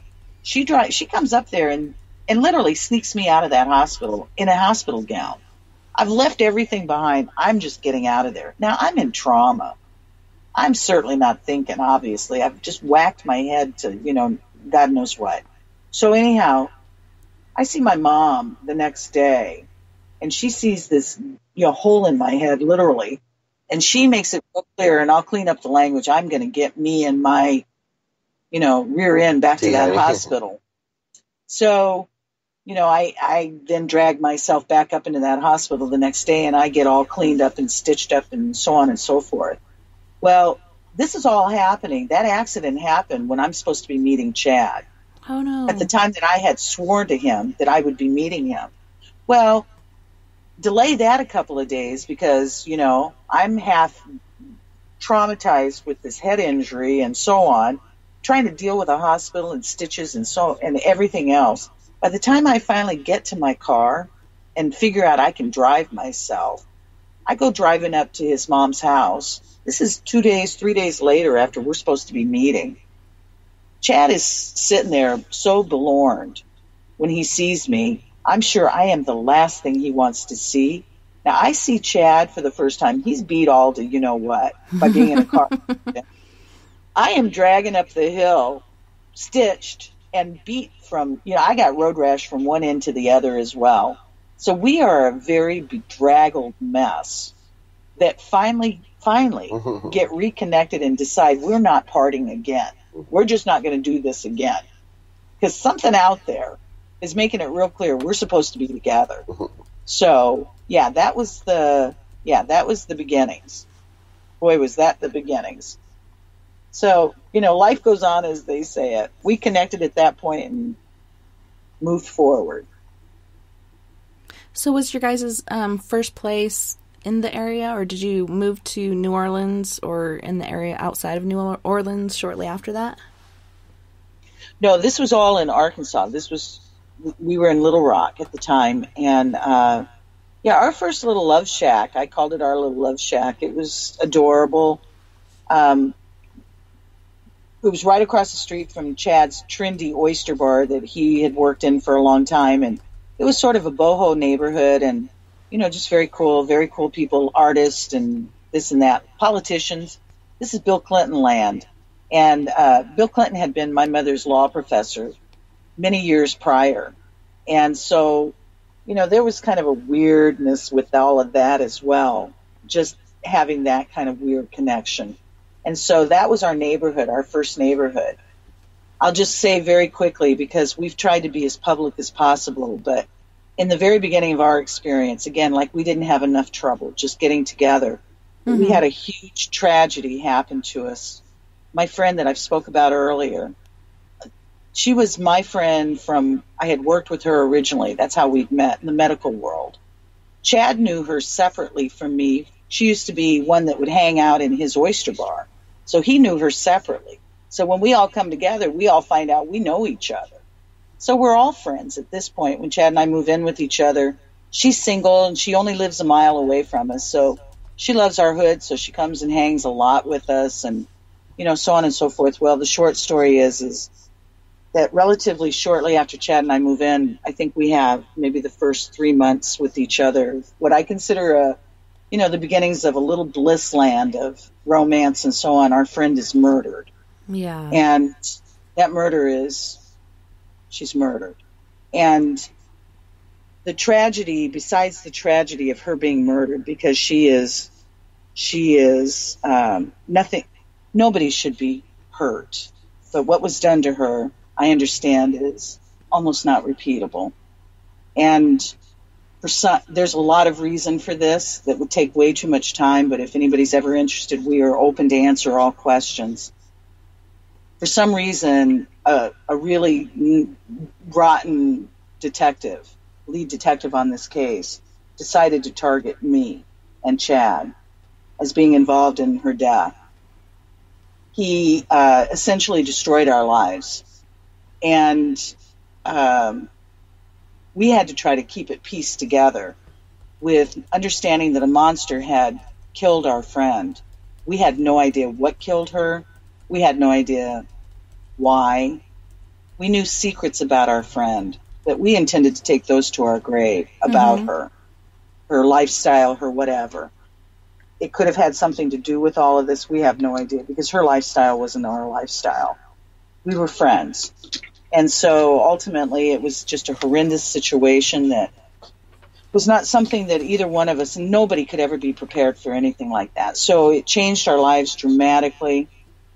Finally, after we realized that this was getting publicized, that word was getting out that Chad and I were being thought of as possibly involved in this insanity, we weren't safe under any circumstances. Because especially in Arkansas, man.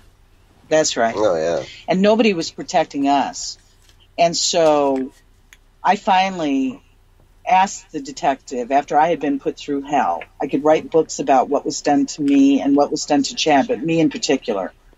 And so I finally asked the detective, I said, do we have permission to leave here? And he said, you're free to go anywhere you want. He basically threatened that when he was ready for us, he'd come after us.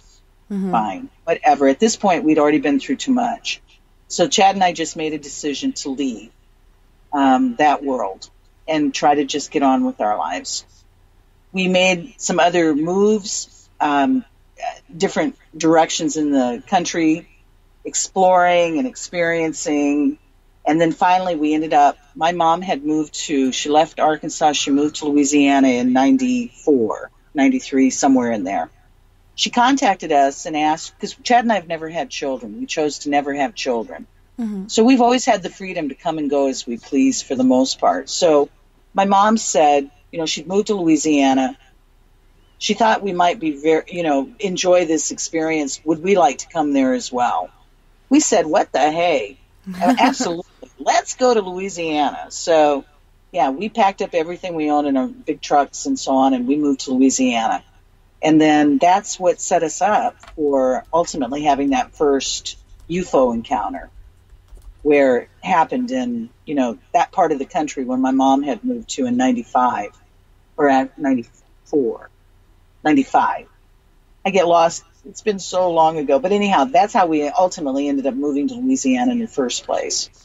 Well, I was reading in your book, and you were talking about these different paranormal and spiritual experiences you were having in this certain apartment. And I think that was above some sort of voodoo thing. That's right.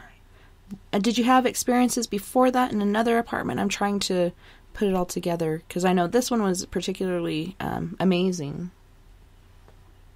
Yeah, we had our experience there in Hammond, and not too, a month or so after that, we moved to Louisiana, or to New Orleans, and to the French Quarter. The French Quarter, and that was our apartment that we moved to above the Voodoo Temple. Right, that was our first apartment. And again, please, anybody that's kind enough listening to us, remember we were extremely naive. when we moved here. Even though we had been through hell and back again with the loss of our friend and that insanity, Chad and I had never experienced nothing about voodoo, hoodoo, witchcraft, nothing dark. Paranormal. Not really Not anything into ghosts paranormal. or anything. Right. Nothing space, nothing UFO-y, nothing Rougarou, nothing werewolfy, nothing Bigfooty. Now, I'm native, so Sasquatchy is, and I've always used the baby language again, it's always been part of the lore, and I've certainly never doubted it, but I had never experienced it or encountered it. I'm not raised on the res, I'm not raised with the people, I'm raised all over the world. So it's not something I really gave a whole lot of thought about, but I certainly never questioned. I didn't doubt it about Bigfoot, Sasquatch, but as far as all the rest of it, absolutely not in our radar in any way, not mine nor Chad's, together or separately, until we moved above that insane place called the apartment above the Voodoo Temple.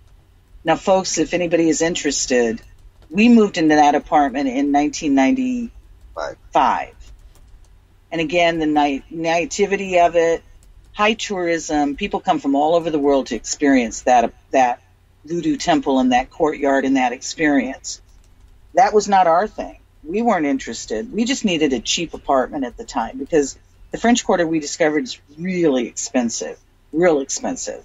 And we were not prepared for that. Again, naive. So we ended up moving into this apartment, we thought, because the convenience of the price, we could manage it. And it was kind of interesting in the beginning. It was different and interesting. So that started the process of all of the high strangeness, as far as I'm concerned, when it comes to the French Quarter. Right. We were experiencing everything from ghosts to time slips.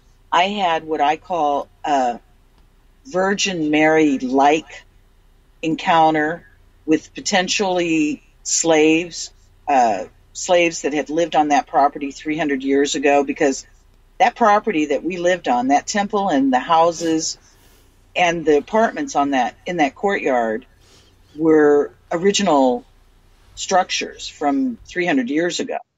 So you can imagine all the energy moving in and out of that space.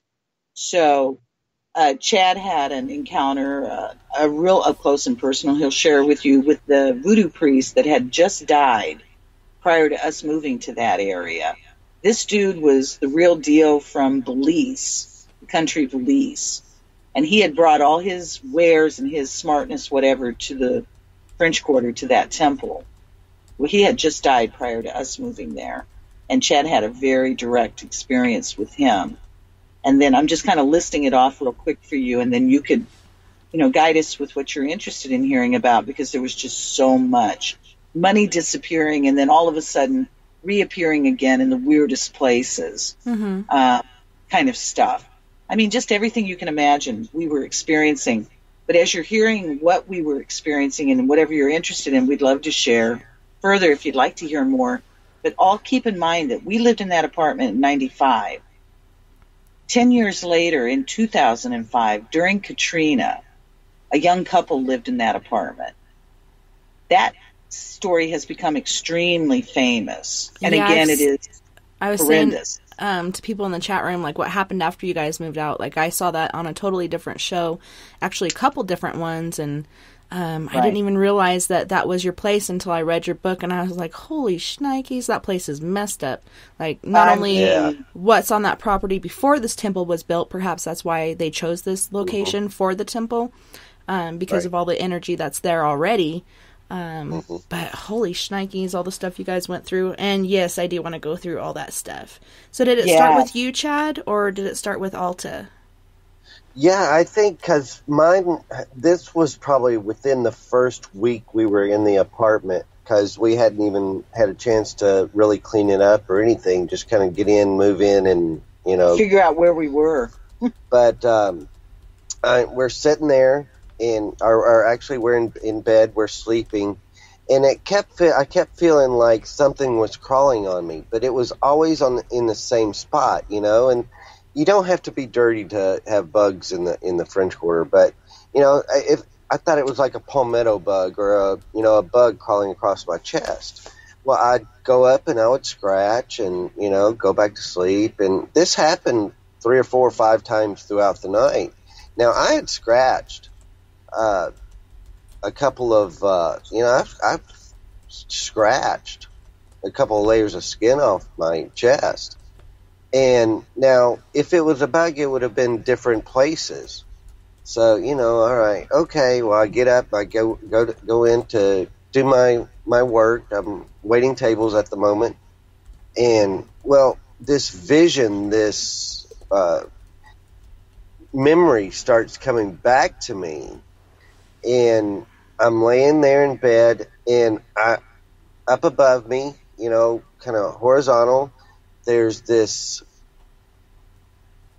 person floating above me. Now, I could only see him from his waist up. African-American man, short afro hair, kind of like some African beads or hemp, necklaces kind of around his neck.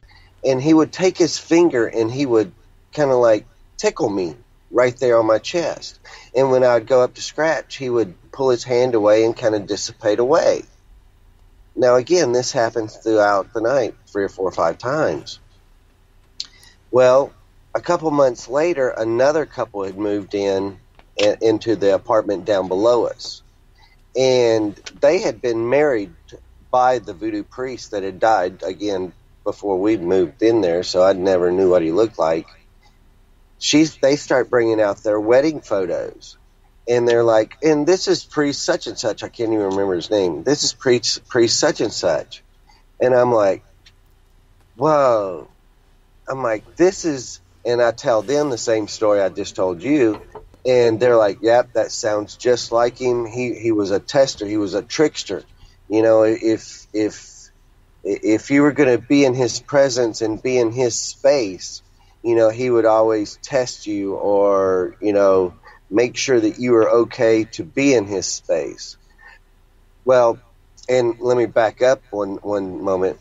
When I got home from work that day, I out to be a Native American, I grab her smudge and her hawk feathers and, wing and everything. And, so I go around and smudge and I'm like, hey, I don't know who you are. I don't know what you are. I said, but, and you don't have to go anywhere. I said, just leave us alone. I'm going to paint the walls. We're going to have us a nice little apartment, just leave us alone. And so we never had any problems. So that's, again, a couple months later is when the couple down that moved in, and, they said, yep, that sounds just like him. He was a tester. He was a trickster. So, I do believe that apartment is alive, and the only reason that we weren't messed with was because of, that we knew without knowing, we knew to protect ourselves or to stand up for ourselves. Because we never experienced what you're aware of the couple that 10 years later moved into that apartment. We never experienced, from my take on this, I had scary moments. There were moments of true frustration in the apartment, like when money's missing, and then all of a sudden, yeah, exactly, and then the givers, and then, let's play with you. I always felt like something, and I've always said this, was pointing and laughing at me, pointing and laughing at us. That's the kind of emotions I feel like I was experiencing, no matter how bizarre and how strange it was getting around there. I never felt the sense of evil, as far as I was concerned, in our apartment. No. Ever. And the evil, as far as I'm concerned, was what was going on around us on that property. More out of human than entity. Exactly. At least in our experience.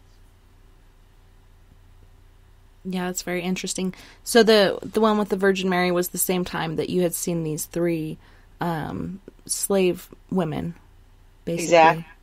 Mm-hmm. And then you got... go ahead.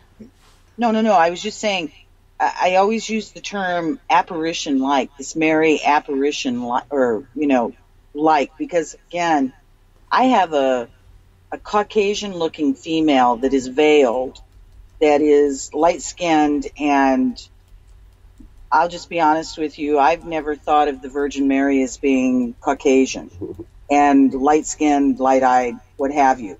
But she looked just like what you see in depictions of, most Christian pictures or paintings. Or she's robed, she's veiled, she's beautiful, and that was the interaction I was having, was with a being that looked as this. And then the three other females were definitely very gaunt, very, I always describe them as wearing very shabby dresses and hair that was wild, like it had never been touched. But as I described these three women standing, they were very young, late teens, maybe early 20s. They're standing all in a row, and they're a few feet away from me, and they're reaching out to me. The energy that is coming out of them is not describable with words as far as beautiful. Mm-hmm. Their energy was so beautiful. If it's all a trick, at least in the experience, in my memory, it was beautiful. That's awesome that you had that experience. And, you're talking about Chad being a cook and such. Like, he's really good with food, so he has an easy time finding these amazing different jobs. And you got kind of pulled in by accident into the, paranormal field as far as doing readings and such for people. Can you tell us a bit about that? Absolutely. I walked into a shop. It happened to be on my birthday. Seems like lots of high strangeness on my birthday. I walked in the shop. They had a help wanted sign in the window. It was a sweet little shop, I thought, as far as it was interesting. It was called, and I thought the name was interesting because I never took too much serious. I was raised of the culture I'm raised of, and Mom, was very determined that I would understand that side of me with all the other mystery to me. So other things such as witchcraft and all the other Wiccan, all the language I'm very familiar with, and I've never been threatened by, but have never had an interest in. This particular shop, at the time, I don't believe it's in business any longer. It was called the Witch's Closet. I thought, well, now that's interesting.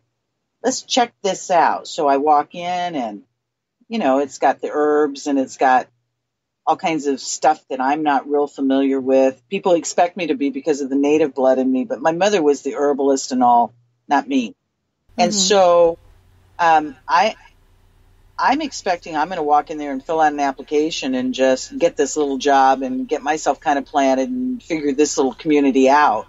Well, the guy that owned the shop happened to be as large as the shop. He's a big man. Uh-huh. And he looked like a kind of an evil Santa. I think that's the way I know how to describe him in my mind. Like an evil Santa. You can imagine that. Yeah, and what is the German phrase for that? Oh, I can't remember. Krampus? Evil Santa. Krampus. Yeah. Krampus. Exactly. Yeah. That's what I was dealing with there. Not nice. An energy I would not particularly be drawn to. I like nice, friendly, what have you. At least polite. So before I can get that application filled out for his little, nothing hired help job, he's wearing a bag on his hip that is in a native fox bag. Like a medicine bag? Right. And in this bag, this is very personal to him. And you can tell what's personal to him is personal because he's got that kind of scary energy, like a wizard.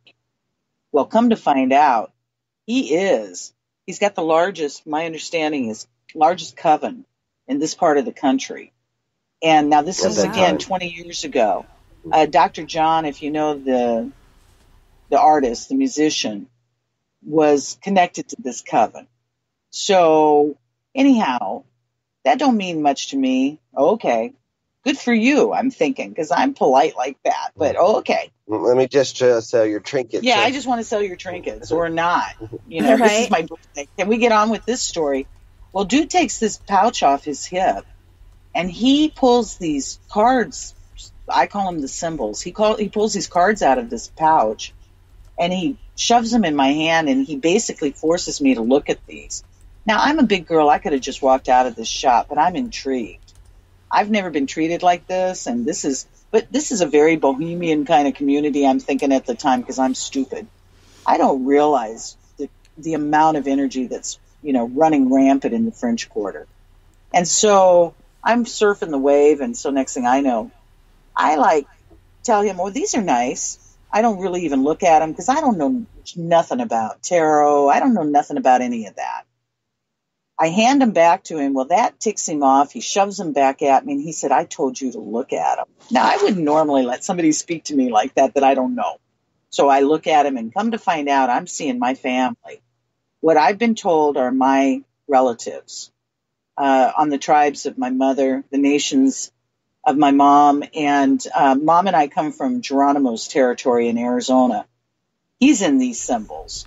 So I'm like, oh, this is bizarre. Right. I all of a sudden feel like I'm looking at my family, because I am.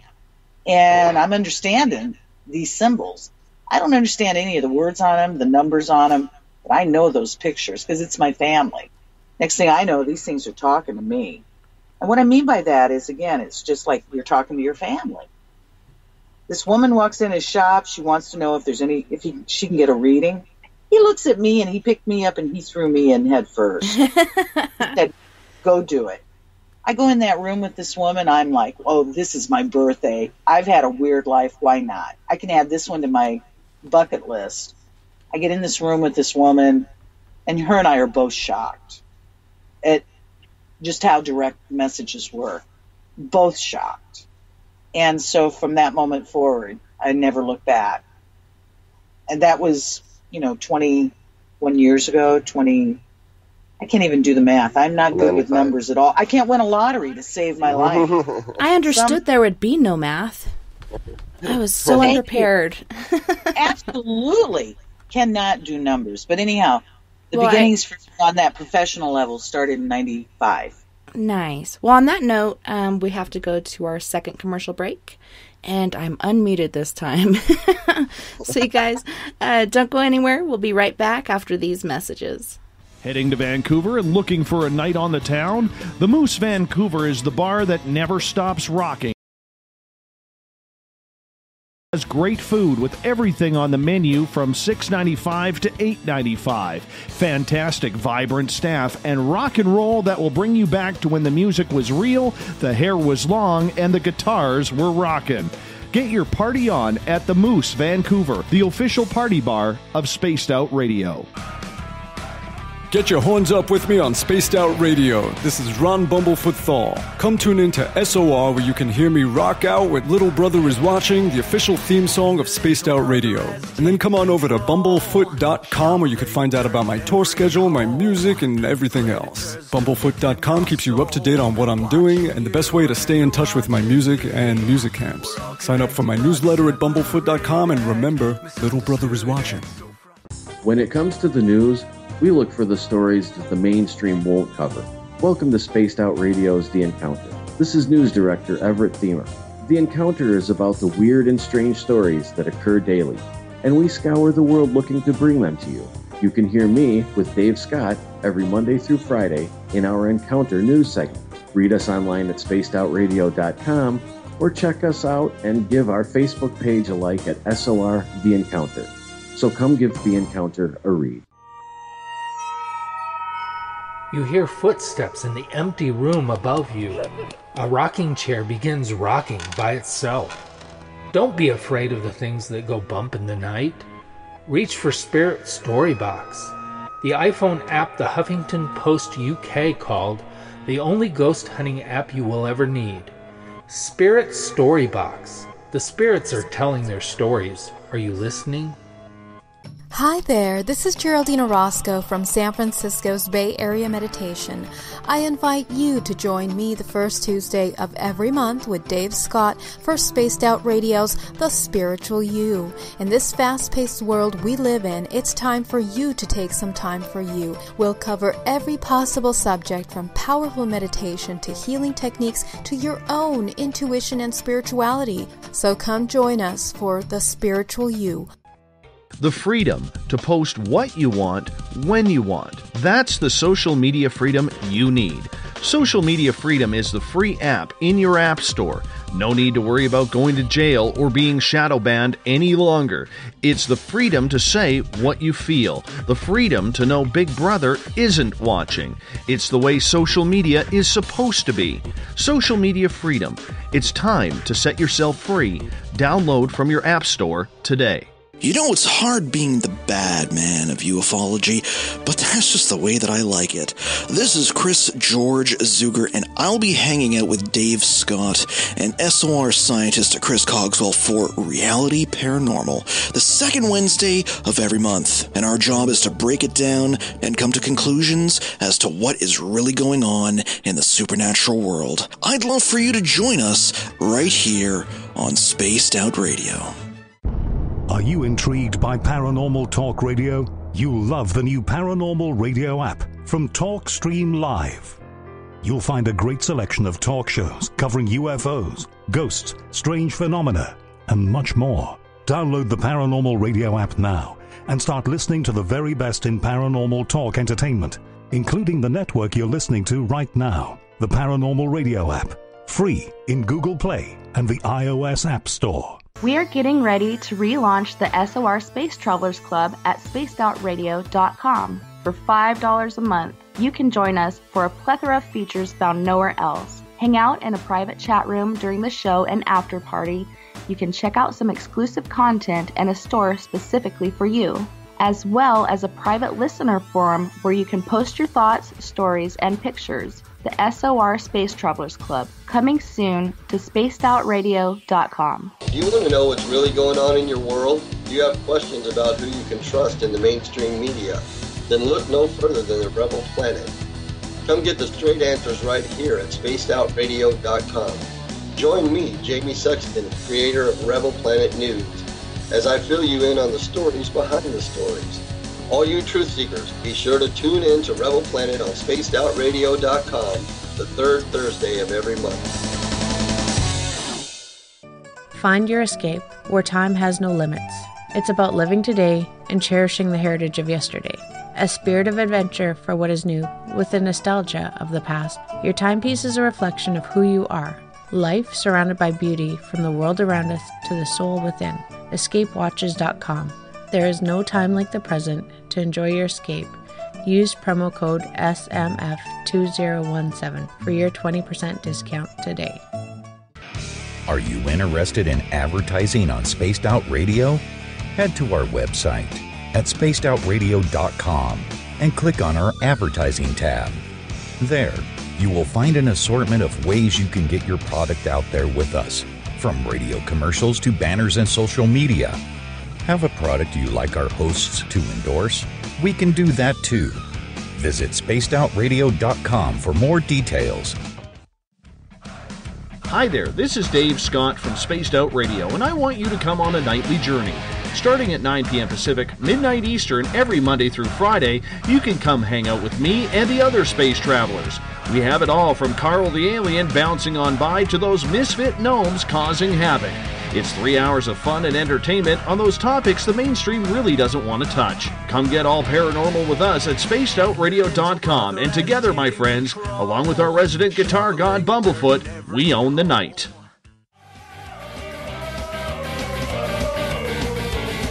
Sit back, relax, grab a drink, and listen closely. Spaced Out Radio continues through the weekend. From the mile-high mountains of Colorado to you, listening around the world, this is Spaced Out Weekend with Tessa N Thomas.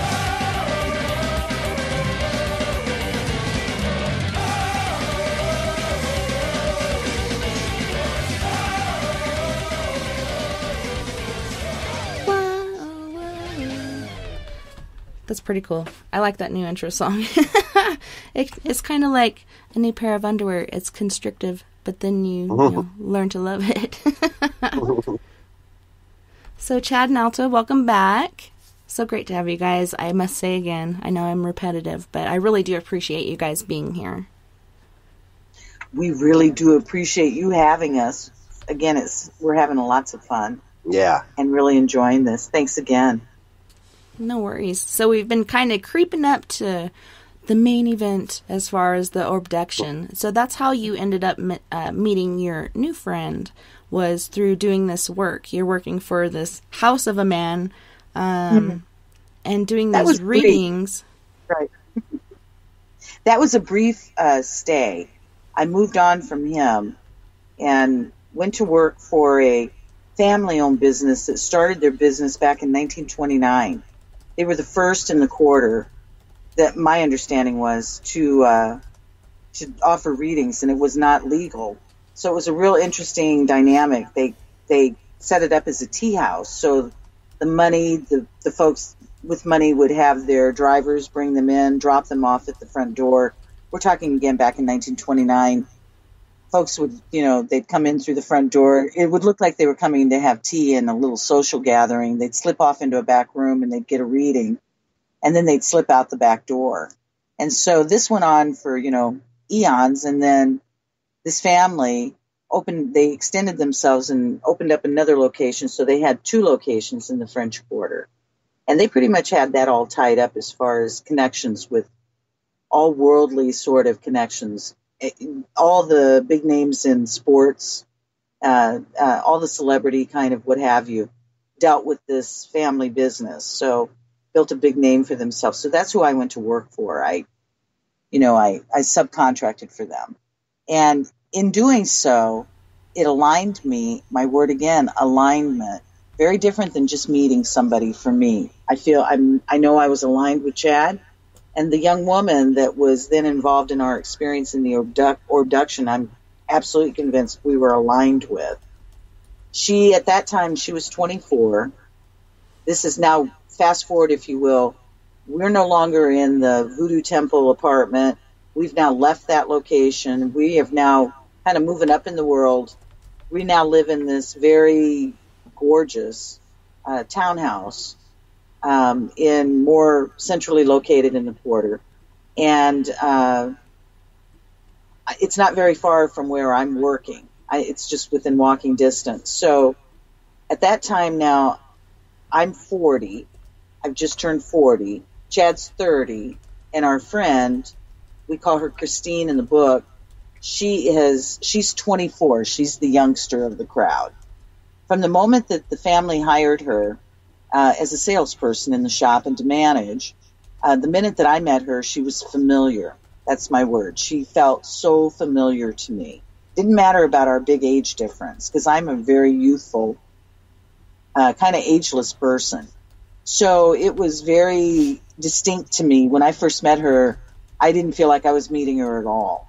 So we got fairly tight, fairly close. The description of her is she's tall, slender, long blonde hair. At that time, as I said, she was single and never had been married, and she had no children. She's a very gregarious kind of person. She's got an amazing laugh. We love to hear her laugh. But she's also got a very serious side to her, and the way I define her is she struck me at the moment of getting to know her as a very kind of black and white sort of person. She lives for the defense of children, abused children, animals. And at that time, in her young age, she was very clearly somebody who was real earthly connected, trying to save the earth. One of these kinds of individuals where her thoughts were all about, stopping pollution and abuse and killing and so on and so forth. That's her personality. So it happened to be, again, my birthday. And I was turning 40.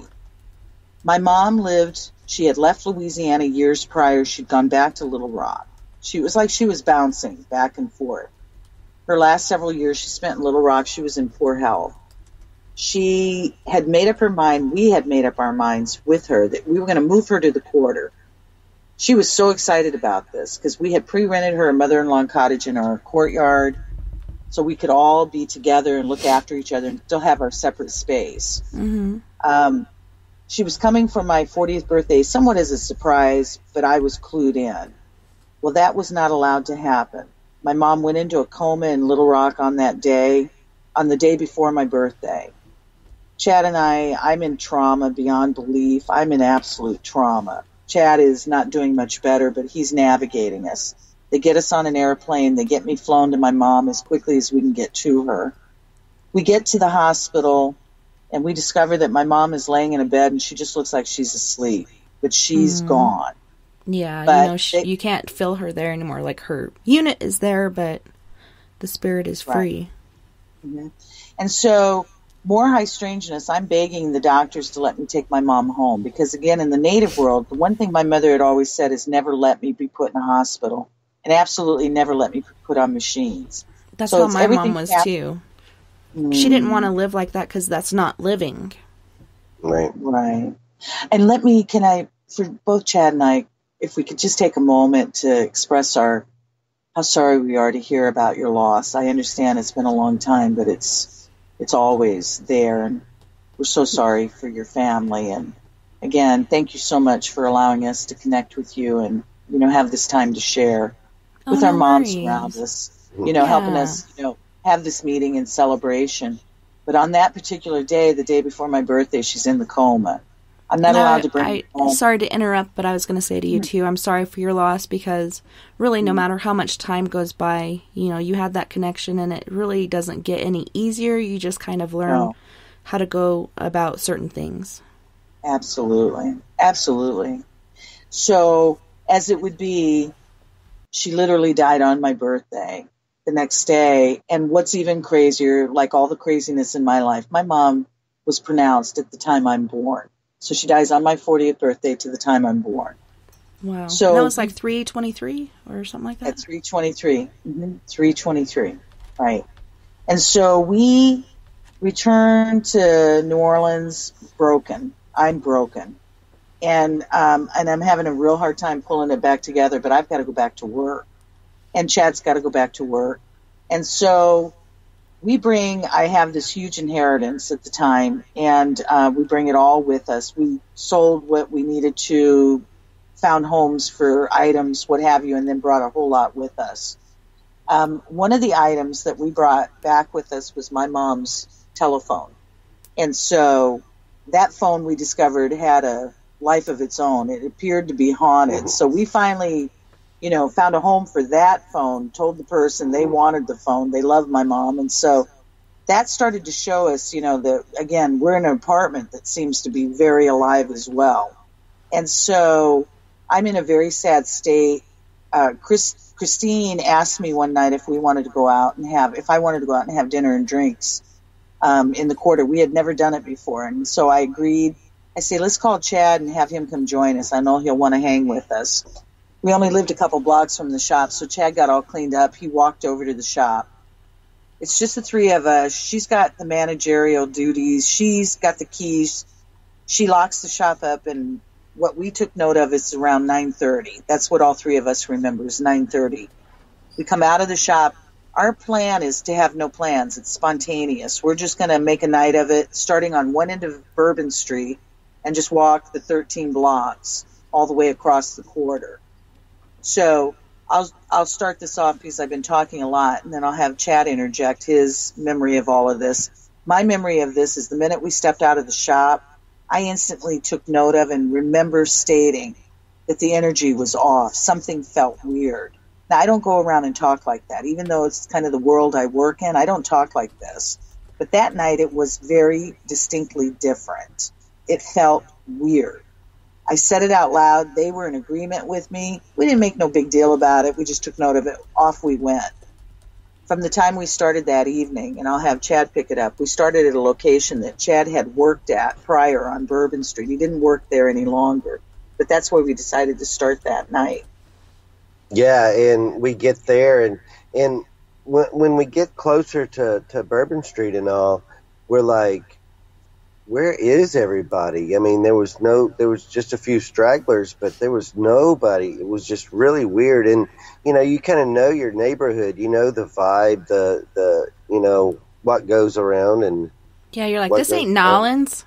Yeah, this is the quarter never sleeps. Yeah. Right. There were no people. Right. So we get over to this place that I used to work at, and, we know the band, we know the bartenders, the owner, So, and it's a hopping place, it's a bar, restaurant, and then a nightclub upstairs. So we're like, well, let's go over there, you know. We'll start there. Well, we get there, and there's only one person working, and it's the manager. You know, there's no wait staff, there's no bartender there's no band playing. There's no clientele. It's like a strange night like that first one you guys had. It was just crazy where there was... Nothing made sense. Yeah.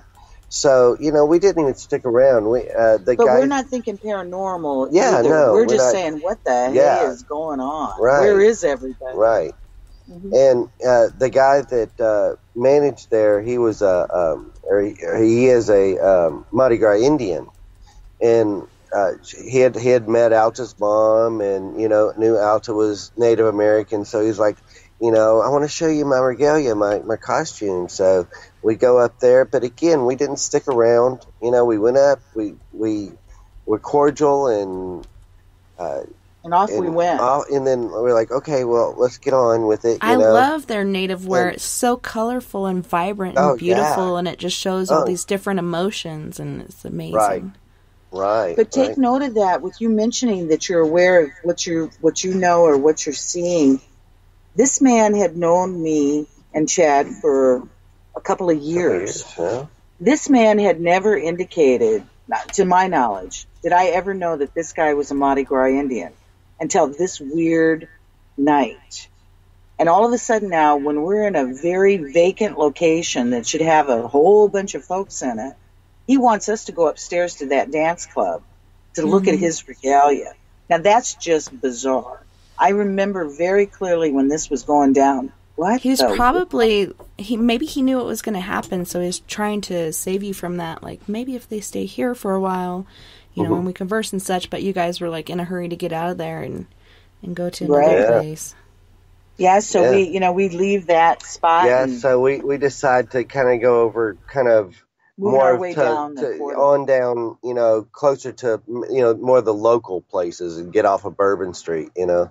So we kind of make our way and fish our way around. We stop at 2 or 3 other places, and by this time we're around the Frenchman and Esplanade area, which is, again, more of the local. It's not as hopping as it is now. Now it's like what Frenchman is like what Bourbon Street used to be back in the 80s and 90s now. But please remember, before he talks more about that corner, these locations we stopped at, these 2 or 3 places in between, before we get to that end spot, it's the exact same story. Yeah. Every one of these places, it's vacant. They're vacant. They have one, what appear to be a human in them, and no customers anywhere. And then different things like being charged to get into the bar, door closed, which never happens, bouncer at the door of this other bar, which never happens, like so many weird things. And where is everybody? Like, was there a mass abduction? Because you see one pile, but perhaps there's more piles of people there somewhere. You know, it's just it's just too crazy for words, and it's how we're describing it, because we're conscious when this is happening to us. Yeah, it's and like we're sober. Walking into the Twilight Zone.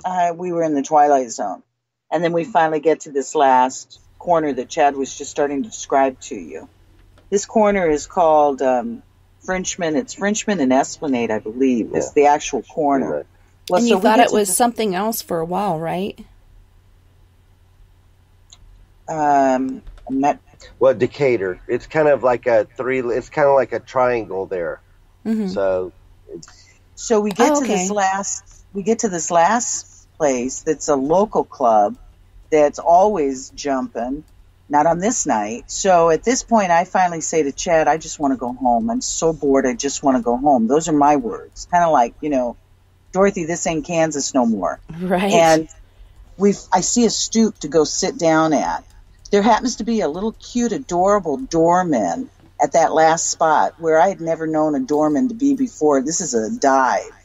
And he happens to look like he's close to the same age as our friend, Christine, that's with us. So she stops and she's visiting with him, because I walk past him and I look in the doors and there's nothing in there. There's nobody in there. So at this point, I'm like, I'm over this joke. I just want to go home. So I go sit on the stoop. Chad follows me. I tell him I just want to go home. I see her, my last memory is she's visiting with this little guy. And I'm thinking, well, at least there's a cute little guy for her to visit with before this night is over with. That's the last thing that I remember, consciously remember. And then Chad has had regression of that night, because what ultimately comes out of this story is that we find out that's the last thing the three of us remember. It's around 11 o'clock at night. We've been out an hour and a half. We've explained to the best of our ability, we're in the twilight zone. We're conscious. We have not drank, nor have we taken any kind of drugs. And we've always said to anybody that will hear us, we're pretty sure there was nobody around to drug us. Mm-hmm. So anyhow, that's the last thing the three of us remember on a conscious level, is around 11 o'clock at night on that street corner. And then the next thing I know, I don't wake up, I come to. It's a big difference the next morning. It's somewhere between 8 and 9 the next morning, and I'm sitting straight up in my living room. The sun is blaring through my window. I am sitting straight up. My eyes popped open, and I'm rubbing my arms, and I can feel something in my upper arm. Now, this is all happening instantaneously. 1 minute I'm on a street corner with those two, next thing it's the next day I'm in my house. Mm-hmm. Again, for the sake of time, as I said, Chad's had regression. If you'd like to hear that portion of this so he can share with you what came out in that regression, because my memory, I'm the only one out of the three of us that it would appear was returned with memory of what I call the in-between. I have none of coming off that corner, and I have none of being returned home. But I have all that in between. Chad has no memory at all. And our friend Christine, the last thing she remembers is 11 o'clock on the corner, and the next thing she knows, it's somewhere between 3 and 4 in the morning. She's now behind the steering wheel of her moving car. It's moving very slowly. It's in a whole other area of the section of the city than where she parked it that morning. And it hits a parked car, and it knocks off her rear view mirror. This is what essentially seems to have jolted her too. And then there's more to that story. So, however you'd like this said to you, again, Chad's regression can share with you his understanding of maybe what happened to us as far as coming off that corner. Okay, yeah, we'll start with Chad, and then you, Alta, and then perhaps you can share a bit of what Christine remembered in her crazy experience. Right, okay. Yeah. So, again, the last thing I remember is, that stoop. Next thing I know is I wake up at 9 o'clock or, around 9 o'clock the next morning. But in my regression, what came out is we're standing on the stoop, and all of a sudden, from around the Frenchman side of the building, I see this bright light, very bright light. So I get the girl's attention. We walk around the corner, and when we get around the corner, we're looking back up away from the river end of Frenchman, and there's this orb, and it's this just bright, white, live, electric, beautiful, ball of energy or sphere. It's about 15 foot off the ground. It's about a half a block down the street. And all of a sudden, it just kind of comes towards us, and it just engulfs us. It takes us in. And it's 12 feet in diameter. Yeah, it was about 12 foot in diameter. And it just kind of engulfs us. It orbducts us. My next memory is I'm walking down this corridor. It's very metallic-y looking walls. No rivets, no bolts, no, very clean. I'm following this being, and he's probably about 3 foot tall. He's got this very big bulbous head, kind of a pale gray skin. Now, I only saw him from behind, so I didn't see his face. Now, he didn't look like the grays that you see on TV or any of that. He kind of had substance. He was more like a dwarf. How he was dwarfish. He kind of waddled when he walked, Yeah, fuller. Yeah, he was full. He wasn't skinny and frail. Now, to my left, I could see, out of the corner of my eye, I could see a tall blonde female walking beside me. Again, this does describe our friend that was with us, but I didn't turn to see if it was her. My next memory is I'm in this room, and the room just seems infinite, just, like it just went on forever. Very dark. I could see my immediate, and then again, off to my left, I could see a tall blonde female laying on an examining table. There were 3 beings around her, one on each side, and kind of one of her head, and it's like they were doing examining. They were probably about 7 foot tall, very praying mantis-y kind of looking, buggish, mouth closer to their chin, big almond-shaped eyes. They were wearing these cloaks, but kind of like the Grim Reaper, but without the hood. Mm-hmm. And so I kind of, direct my attention back to my immediate, and I look over to the right, and there's this little blue being. And now he looks a lot like the beings the aliens that you see on TV, the big bulbous head, almond-shaped eyes. But again, probably about 3 foot tall, very frail. But his skin tone, his being, he was just this electric blue, just this awesome blue. And his aura, his presence was that of almost like a professor / shaman, healer, ancient knowledge, scientists, just all combined. And he goes over and he picks up this box. And he's got it in his right hand. He takes his left hand and puts it into the side of the box. And when he pulls his hand out, there's this substance. And it kind of looks like that slime stuff that the kids play with. It's kind of a little translucent. It's blue, about the same color blue that he is. You could kind of see through it, and I could see like a little glitter, kind of sparkly, melly looking flakes. And now I don't even remember him setting the box down, but by this time he takes his right hand.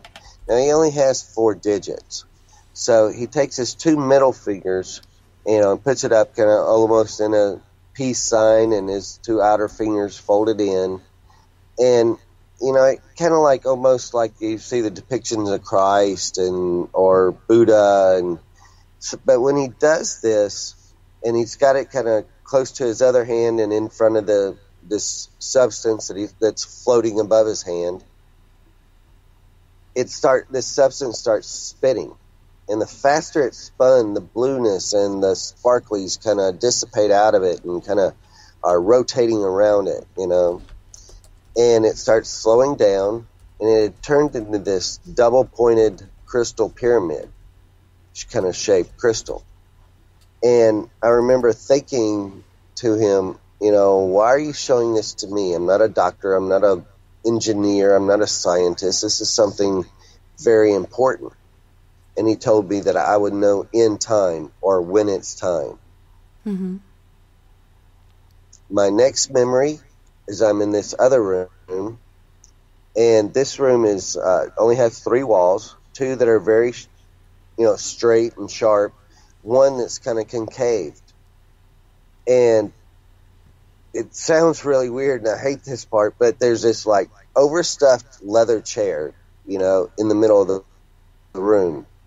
And I remember thinking to myself how out of place it is, because again, the walls are metallic and very, space agey, futuristic, and here's this overstuffed leather chair. So, just weird. And I said to myself, it looks comfortable, but it's not. Mm-hmm. So it's a trick. I walk a little closer to the wall that's kind of concaved, and what I thought was this, solid wall, I could see through it. It was translucent, you know. It was like a wall window. And I get over there closer to it, and I could see stars and planets. It's like I was out in space somewhere. You know, it's like what you see on, you know, where you just, there's stars and I'm floating out in space. And so I'm sitting there kind of in awe. And all of a sudden, right outside, I mean, just right outside this wall window, this little craft shoots past. And it gets about 8, 9, 10 foot past me, and it stops, and it comes back, and it's sitting outside, you know, just we're face to face, you know, and it was like it was surprised to see me as I was it kind of thing, and it was like almost like it was like, oh, look at the monkey in the window or something like that kind of thing, you know. Oh, look, it's one of those. Yeah. Boy, they're so weird looking, you know. But anyway, you know, it sat there for like, you know, 30, maybe 45 seconds, not long at all. And, you know, it was like, you know, I could feel intelligence out of it. And then all of a sudden it just shoots off, you know, in the same direction it was going in. And my next memory is waking up in bed the next morning. And then Alta, what did you remember? So, as I said, last memory is that corner, and the next thing I know, I'm standing on the edge of a crater. My environment around me is all in the coloring or the shades of black, white, metallic, and blonde. I feel like, to give you a picture of what it was that I was experiencing, I feel like I was standing on the possibility of what looked like the so-called landings on the moon landings. It looked like that's the environment I was standing on. And as I said, I'm on the edge of a crater. I'm looking down in this very big, deep crater, and there is no movement down there at all, but there is a metallic structure in the base of this. It's large, it's rectangular shape. I have no idea if it was a big hangar kind of building, if it was a craft, what exactly it was. As I said, that's all that I remember down in the bottom of the crater, and things were happening very fast. So try to remember as I'm describing this, it feels like it's almost instantaneous what's happening. So as I'm trying to grasp, first of all, I'm standing on a crater. I look like I'm on the moon, and I got what the haze down there. And as I start to lift my gaze back to the surface, I'm taking in that the perimeter of the crater has light, small orbs. When I say small, though, they seem more like big watermelon sizes or bread box sizes of these white orbs all the way around the perimeter of this crater. They felt intelligent to me as well. As again, I'm trying to take that in, I'm now all of a sudden aware that there is something behind me. I don't completely turn around. I just kind of quickly pivot around. And as Chad said earlier about that big stuffed chair, these are parts of these experiences that are hard to admit. But this is how I remember my experience. The part I don't like admitting is that when I turn around, several feet behind me are what appear to be humans in different ages. I don't remember any people of color. What I'm remembering is all Caucasian, but different ages, children, or a child and a few adults, male and female. Everybody's dressed. They seem to be, this is real bizarre, they seem to be dogpiled, if you know what I'm talking about. Nobody looks upset. They all seem to be what I say, or the appearance is suspended animation. I don't see any distress on anybody's faces, nothing like that. But my normal behavior would be to go to them to see if I can help. Are you in trouble? Whatever. That'd be my normal almost getting in the way, trying to be too helpful. But not in this instance. By the time that I could make a decision to completely turn around and move towards them, now again, instantaneously, I'm now turned back around facing that crater with now a being standing right next to me. It's a female. She's fairly tall. I'm 5'5", somewhere in that range. She's over 6 feet because I have to put my head back a little bit to look up at her. Mm-hmm. She is standing so close that it's as if we're almost touching. So again, in a very shortened version, not easy to tell you, she is, to me, the most beautiful female I've ever seen in my life. Beyond description beautiful. She has long blonde hair. I have no idea of her eye color, because what's interesting is that I didn't seem to care. Mm-hmm. I didn't care to know who she was. I didn't want to ask her any questions. I didn't have any of these kinds of thoughts. She's in a bodysuit, like as all described from what I'm understanding, people who claim to have these encounters. This one piece that she's wearing that looks completely fitted to her body, and she's perfectly proportioned. And what I find the most amazing about my experience or my memory is that this is my take on this experience. Whatever was going on with me, I felt that I was home, that I had gone home. I had no desire to have any questions answered. I didn't care about any questions. I didn't care about anything. I was very childlike in the experience in terms of my emotions. I've often said that if I was a puppy and I had a tail, it was wagging off. I was so excited to be there and to be what felt like reunited with her. Again, I have no idea who her is, but I didn't care. I was just so happy. Was asking, so do you feel that the blonde-haired 7-foot lady was a Nordic Pleiadian or hybrid being, and was she accompanied by Greys? So, the possibility is an answer to all those labels, those titles are associated with her. I have no idea. I absolutely have no idea. I've never used any of that language. I just describe her as I experienced her. There were no other beings that I'm aware of in that experience. It was just her. So as I'm standing with her having this beyond blissful experience, I remember looking up above her and looking up into a very deep black sky. And the sky is full of what I thought were stars. That just seems what logic would tell you. And I've said this before, they were like diamonds. They were so beautiful. Well, I'm originally from the Southwest, and my memories of Southwest skies are absolutely beautiful. And this is what I was experiencing in this experience. Skies full of these diamond-like stars. I am just trying to crawl up into them. I want to fly up into those stars. I'm so happy.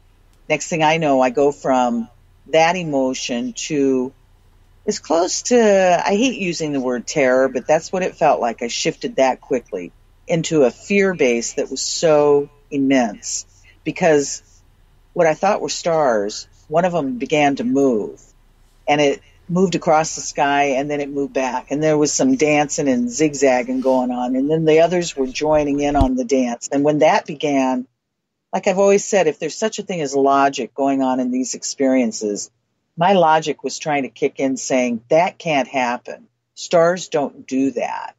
So I'm going through all these immense emotions instantly. My heart feels like it's going to beat out of my chest. I'm so afraid. And in that moment, she telepathically spoke to me. She spoke to me in a tone that I could never duplicate. It's beyond beautiful. Mm-hmm. And the language was in English. She called me by name, and she said, Alta, don't be afraid. They're just scanning you. At that moment, the experience ended. Next thing I know, I'm coming to sitting up in my living room with my eyes popping open. It's the next day. I've got somewhere around 9-10 hours that are gone. And I have an object in my upper arm. And I've got weird handprints around my arms. I'd like to, if I may, interject this also. And again, you've been so good to forgive me bouncing. But this is very important. I'd like to address very quickly, I won't spend any more time on this story about our friend that was killed in the beginning of our relationship. Mm-hmm. I'd like you all to know that stayed an open case for 20 years. For 20 years. After 20 years, it was absolutely solved with DNA. And the monster that did this to her is serving a very long prison sentence. But I just would like you all to know, thank you so much for allowing me to share that. And so... Yeah, it's so important when there's closure. Absolutely. And especially, again, because it was just so close to our experience for so many years. So, and also we'd like for the world to know that anybody who ever gives up, don't, about the unknown or something as horrendous as what we experienced with the loss of our friend, her family, and all of the hell that they experienced for 20 years. It was solved, and again, the reality is that I like to use the word miracles can happen because we certainly have experienced them. So I come to the next day in my living room, losing my mind, absolutely losing my mind, because I'm having this full-blown memory. I'm also now instantly saying, where's Chad? Where's our friend? Because, we've already gone through hell with losing a friend in the beginning of our relationship. How do you explain missing people? All of this is hitting me instantly. Mm-hmm. And so ultimately, thank the heavens, moving the story along, Chad happened to be asleep in our bed. He woke up about an hour or so after I came to. Our friend, though, is still missing. She's not in our apartment. Last we knew, she was on that corner with us. It took a couple days before we got reconnected. And then she just made it real clear to me, because Chad and I were panicking, needless to say. We just sort of dug in and just stayed very quiet. I didn't have to work a couple of days conveniently, and so we just dug in and just trying to get our grip. And it was kind of like PTSD, though. You guys had what the heck just happened, and where's Christine? Right. What the heck just happened? Where's Christine? Yeah. Exactly. Right, and all we have is ourselves, dealing with this. So anyhow, not trying to drag it out any longer, she then surfaces, we see each other, and she's very calm, and I could very distinctly at that moment determine the real age difference between us, because I never thought of it any other time. But she was handling this experience, what I would consider like a 24-year-old versus somebody who's just turned 40. Who's already gone through all kinds of bizarre life's experiences. She was calm. She has no idea what happened. She knows that what happened to her happened, but she cannot explain anything other than what she described to me, which is what I've shared with you about her coming to, behind the steering wheel of her car and what have you. She has a lot more crazy involved in her experience that took place just prior to us being taken.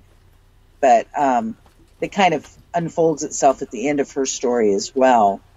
That has to do with what one might call a werewolf. What would you call it? Shapeshifter. Shapeshifter, exactly.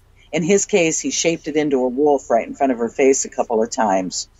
So this just happened to her just prior to us being taken. This happened to her in broad daylight. This happened to her a couple inches in front of her face on her front porch.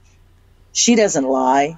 This is not something that she won't go public. She's given us permission to speak on her behalf, but she was probably very wise long ago to never be public about any of this. She went on to have a baby a year later. Aww. She has done an amazing job raising her son, who's now, 20, I guess, 21, maybe in his first years of college. She went on to college herself. She got a degree in environmental science. And she's just this amazing person that we are still connected to long distance, but still is part of our life. And, she has accepted on whatever level it happened, and that's all that she knows. So.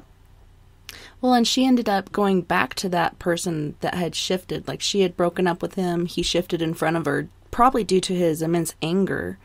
But then she found herself behind the wheel of this moving car, actually collided with another car, losing her mirror, and was driving to, of all places, that she never wanted to go back to, his house. Exactly. And then, when she woke up, she still luckily had her clothes on and was like, I'm out. That's right. Right. she determined, because again, her behavior is so out of characteristic. I mean, anything I've said that's out of place for me, it doesn't even closely mesh with what she was experiencing and what she was doing. Because that individual was not somebody she was ever going to see again. And then ends up at his home. As I've said in the past, he lives in the hood. That's not someplace she wants to be at 3 or 4 in the morning. And, you know, as she said, she hysterically cries herself to sleep. She doesn't cry. She doesn't fall apart. She's not a drama queen. But that's how it went down. And then she said her eyes opened up, and she said she looked around. She could tell she was dressed. She didn't have any sense that he had done anything to her. And she said and I'll clean the language up, she said she got up and she got the flock out. Yeah, that's right. Flock out of Dodge and never looked back. Make like a baby and head out. That's it. That's just what she did. Yeah, so all of this very... And then, of course, that just basically seemed to jump us off for even weirder for the years to follow. So, you know, people call that the main event, and it's just like, oh boy. That, you know, everything that has since followed has just been so bizarre. Well, we have like another 12 minutes to go. One question that we had was, did the suit that she was wearing have any sort of emblem on it? I have no memory of any of that. Yeah, those are like small details you really don't like see sometimes when you're in that state of bliss that they put you into. And I was also standing side to side with her. We're standing on the edge of a crater. I'm not facing her. So, you know, much of what I'm dealing with is kind of turned, pivoting, taking in. But again, I wasn't interested in questions or taking notes or nothing like that. I felt I was home. Whatever that means, that's what I felt. And I felt complete. Mm-hmm. So I wasn't taking in any kind of, but I didn't really have access to the front of her. So what followed after that? I know you had a lot of trouble trying to get the regression, which you finally got. And then having a doctor help you, like you even said, a doctor was afraid to touch your arm. He was like, ugh, what the heck is going on here? It's so out of this world, so hard to wrap your mind around, and people just treat you like you're just, you know, too odd to deal with. Like they don't even want to touch it. That's right. Yeah, well, I've never had a successful regression. Excuse me, I've tried a couple times. One time I paid an awful lot of money, and, you know, very foolish on my part, but when you're trying to get answers, there's no book of rules, as I've always said, so I did it. And it failed miserably. I had a lot of high strangeness take place, but the regression did not happen. The second time, it never happened either. Nothing ever happened. In terms of that doctor you're speaking about, Chad and I left Louisiana in 2001. Chad's father, his family live in Alabama area, so we decided to go to that area, and Chad went to work for his dad at the time, small town Alabama. I contacted what I thought was the MUFON group for the state, but what I ended up contacting was a woman that had been the director of the state, but she had since left MUFON, but everybody thought of her as the expert. So we're visiting on the phone. She lives a couple hours from us in Alabama. She tells me that she's got a doctor on hand, a medical doctor that's in small town Alabama that would be willing to see me, knowing that I'm coming to him for x-rays for this object in my arm, and that she would fill him in somewhat on our story. He wanted that badly, because I'm convinced he was convinced that would never happen. Mm-hmm. So we drive 2 hours to his office. We have a very bizarre experience trying to get the x-rays. The object wouldn't take an x-ray the first couple of times. So at this point, this object is very noticeable. It's just underneath the top layer of skin. So x-ray tech is kind of losing her mind, because she's taking x-rays of my arm and the arm is blank. You see a skeletal x-ray, but there's no object. when you can see it with your naked eye. She can't capture it on an x-ray. So now they're getting very disturbed and very upset, and they don't want me around anymore. I try to pay them for the x-ray. Finally, the third time, took an x-ray. I tried to pay them. They refused my money. They just wanted us to go. We left their office. I got the x-ray originally for Dr. Roger Lear, who was in California. Dr. Lear was the only man that I'm aware of that was ever involved in the study of these objects. He had a crew that helped him, assisted him, but everybody always turned to Dr. Lear. So I send the x-ray to Dr. Lear. He sends me a message immediately telling me I've got to get a second x-ray.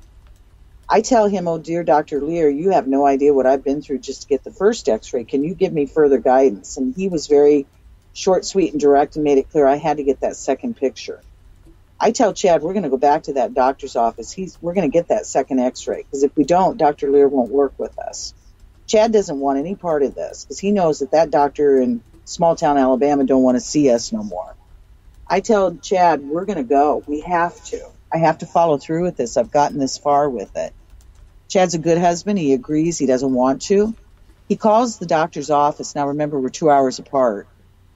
Whoever answers the doctor's office tells Chad that he's out of the country. Yeah, he's out of the country. He's out of the country. This doctor is out of the country.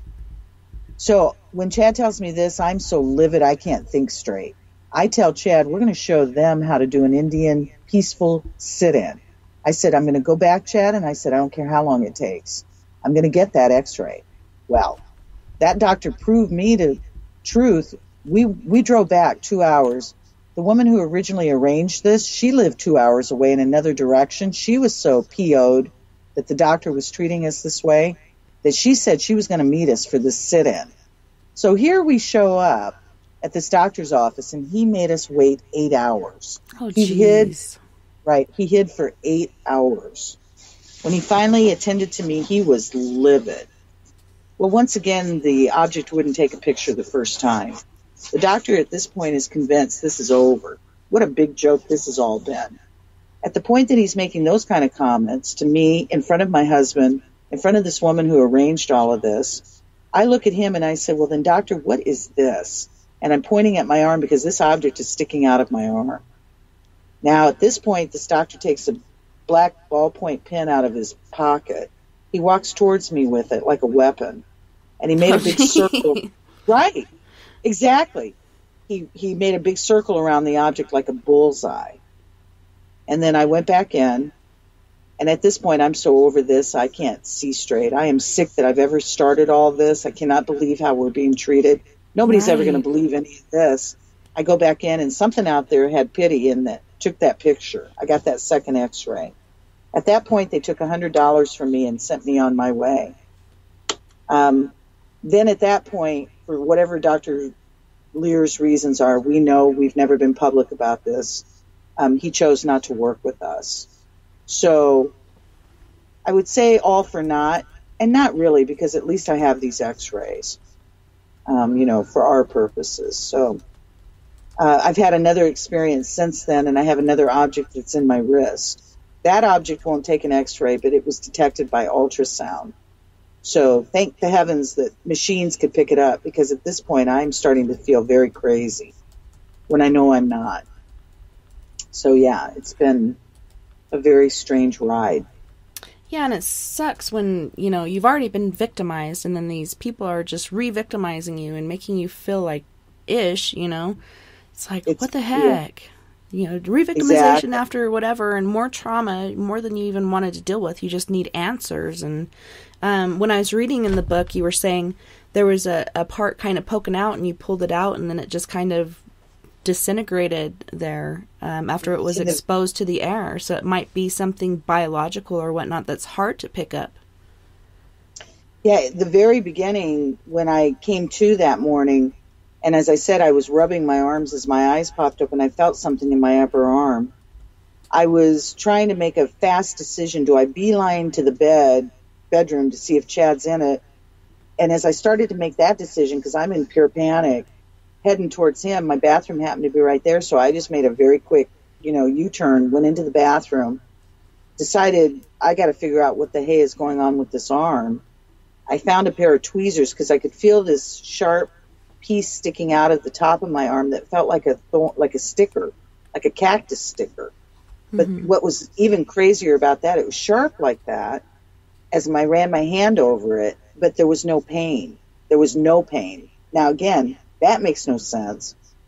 So I got tweezers. I pulled that little, whatever that was, out of the arm. It left a tiny hole behind and a big lump underneath it. That's where the object is. That I pulled out of my arm appeared to be solid when I first pulled it out. I had it between my fingers and it started to dissolve instantly. It literally was dissolving, becoming liquefied. And it looked like celery fiber. That's the only way I know how to describe it. Like when you eat celery, it's fibrous. Yeah. And then it just completely dissolved. When it did that, it freaked me out so bad I couldn't stand it. I turned the faucet on. I started scrubbing until I thought I was going to bleed. And it was gone. It makes me wonder if you know, that little glob that little blue alien guy had that separated, you know, because it was blue with the sparkles and then it kind of separated as it spun. Makes you wonder if that's another bio thing that they might have put into Chad, and that's why that part's blacked out until he's in this other room. And there's really no way to... Yeah, really no way to find that out with x-rays or anything like that. Right. You know, and I'll throw this out at the last of this, again, for anybody that's hearing us. Chad has always been willing to be open to regression again, because the first round he went, the woman that regressed him was a very lovely lady, but we didn't know until too late into the story that she had never dealt with that subject before. She had done regression, but not that subject. So when she gets Chad into regression, because it's all been tape recorded, I'm not in the room. You know, I was wise enough to stay out of that. But it's all, as I said, was tape recorded. And what you hear is every time that Chad would start to describe his encounters with the different beings, she would seem to become very afraid and she would move him away from it. She'd change the subject. She'd move it. And I would be just cringing when I'm listening to this recording, because I just kept feeling like there has to be so much more in there, that if we would have been guided properly or had, you know, better ideas of what we were doing, you know, maybe that information would have come out, because there's still just so much that never did. And in my case, my regressions never worked. And I've always been open, but again, very selective from this point forward if that's ever going to happen again. And all we've ever really been interested in doing truly is sharing what's happened with us and finding others and trying to be an open source to people who are afraid, you know, to tell. Because we're discovering everybody seems to be, and then everybody's also on the bandwagon. And it's so strange because we just know there are so many people out there that are really having these experiences that don't have any comfort level of where to turn with it. So we just like people to know that if they ever wanted to reach to us, you know, we'd be honored and we're safe.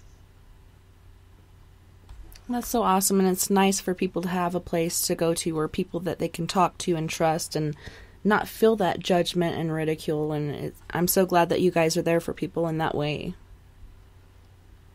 Well, we're certainly willing, again, if, you know, folks are ever needing to reach or interested to reach out to us. You know, with that said, that kind of wound off the, you know, the New Orleans experience. At that point, after what we experienced with the Taken, I sort of really, truly began to lose my mind. I felt I was needing very badly to get out of Louisiana. I had to leave. I was compelled to leave, and I was compelled to go back to the Southwest. Well, we're actually at the end of our time, so could you share your websites, including the Unique Rabbit that you sneak up on to catch, and where to find your book and your website for that as well? Right. Yeah, you can find us on Facebook, Orbducted in the French Quarter. And also, we do sell our book on Etsy, or we can do the PayPal thing over the Facebook. I also work at a shop in the French Quarter called Earth Odyssey that we offer the book at as well. Right. If you're in the French Quarter area or New Orleans, certainly check out our shop. It's quite beautiful. We also have it at the Happy Hookah. There in the French Quarter on Toulouse Street. The Happy Hookah. Very nice. Yeah. And then Unique and Rabbit. then the Unique Rabbit. You can find us on Facebook and Etsy, and that's spelled U-N-E-E-K Rabbit Gifts. Shawls and Gifts. Awesome. Well, thank you so much again, Chad and Alta. It was so wonderful having you guys on the show this evening. Again, thank you for having us. It was a pure joy. And really an honor, and we just can't thank you enough. And good for you. You are very good at what you do, and we'll sing your praises. We'll make sure everybody knows about you. Thanks so much for having us. No worries. Thank you so much. And thank you for sure. And thank you everyone in Spaced Out Radio, Facebook, Spreaker, Twitter, Paranormal Radio, TalkStream Live, Deep Talk Radio, and wherever else you may be listening in the universe tonight.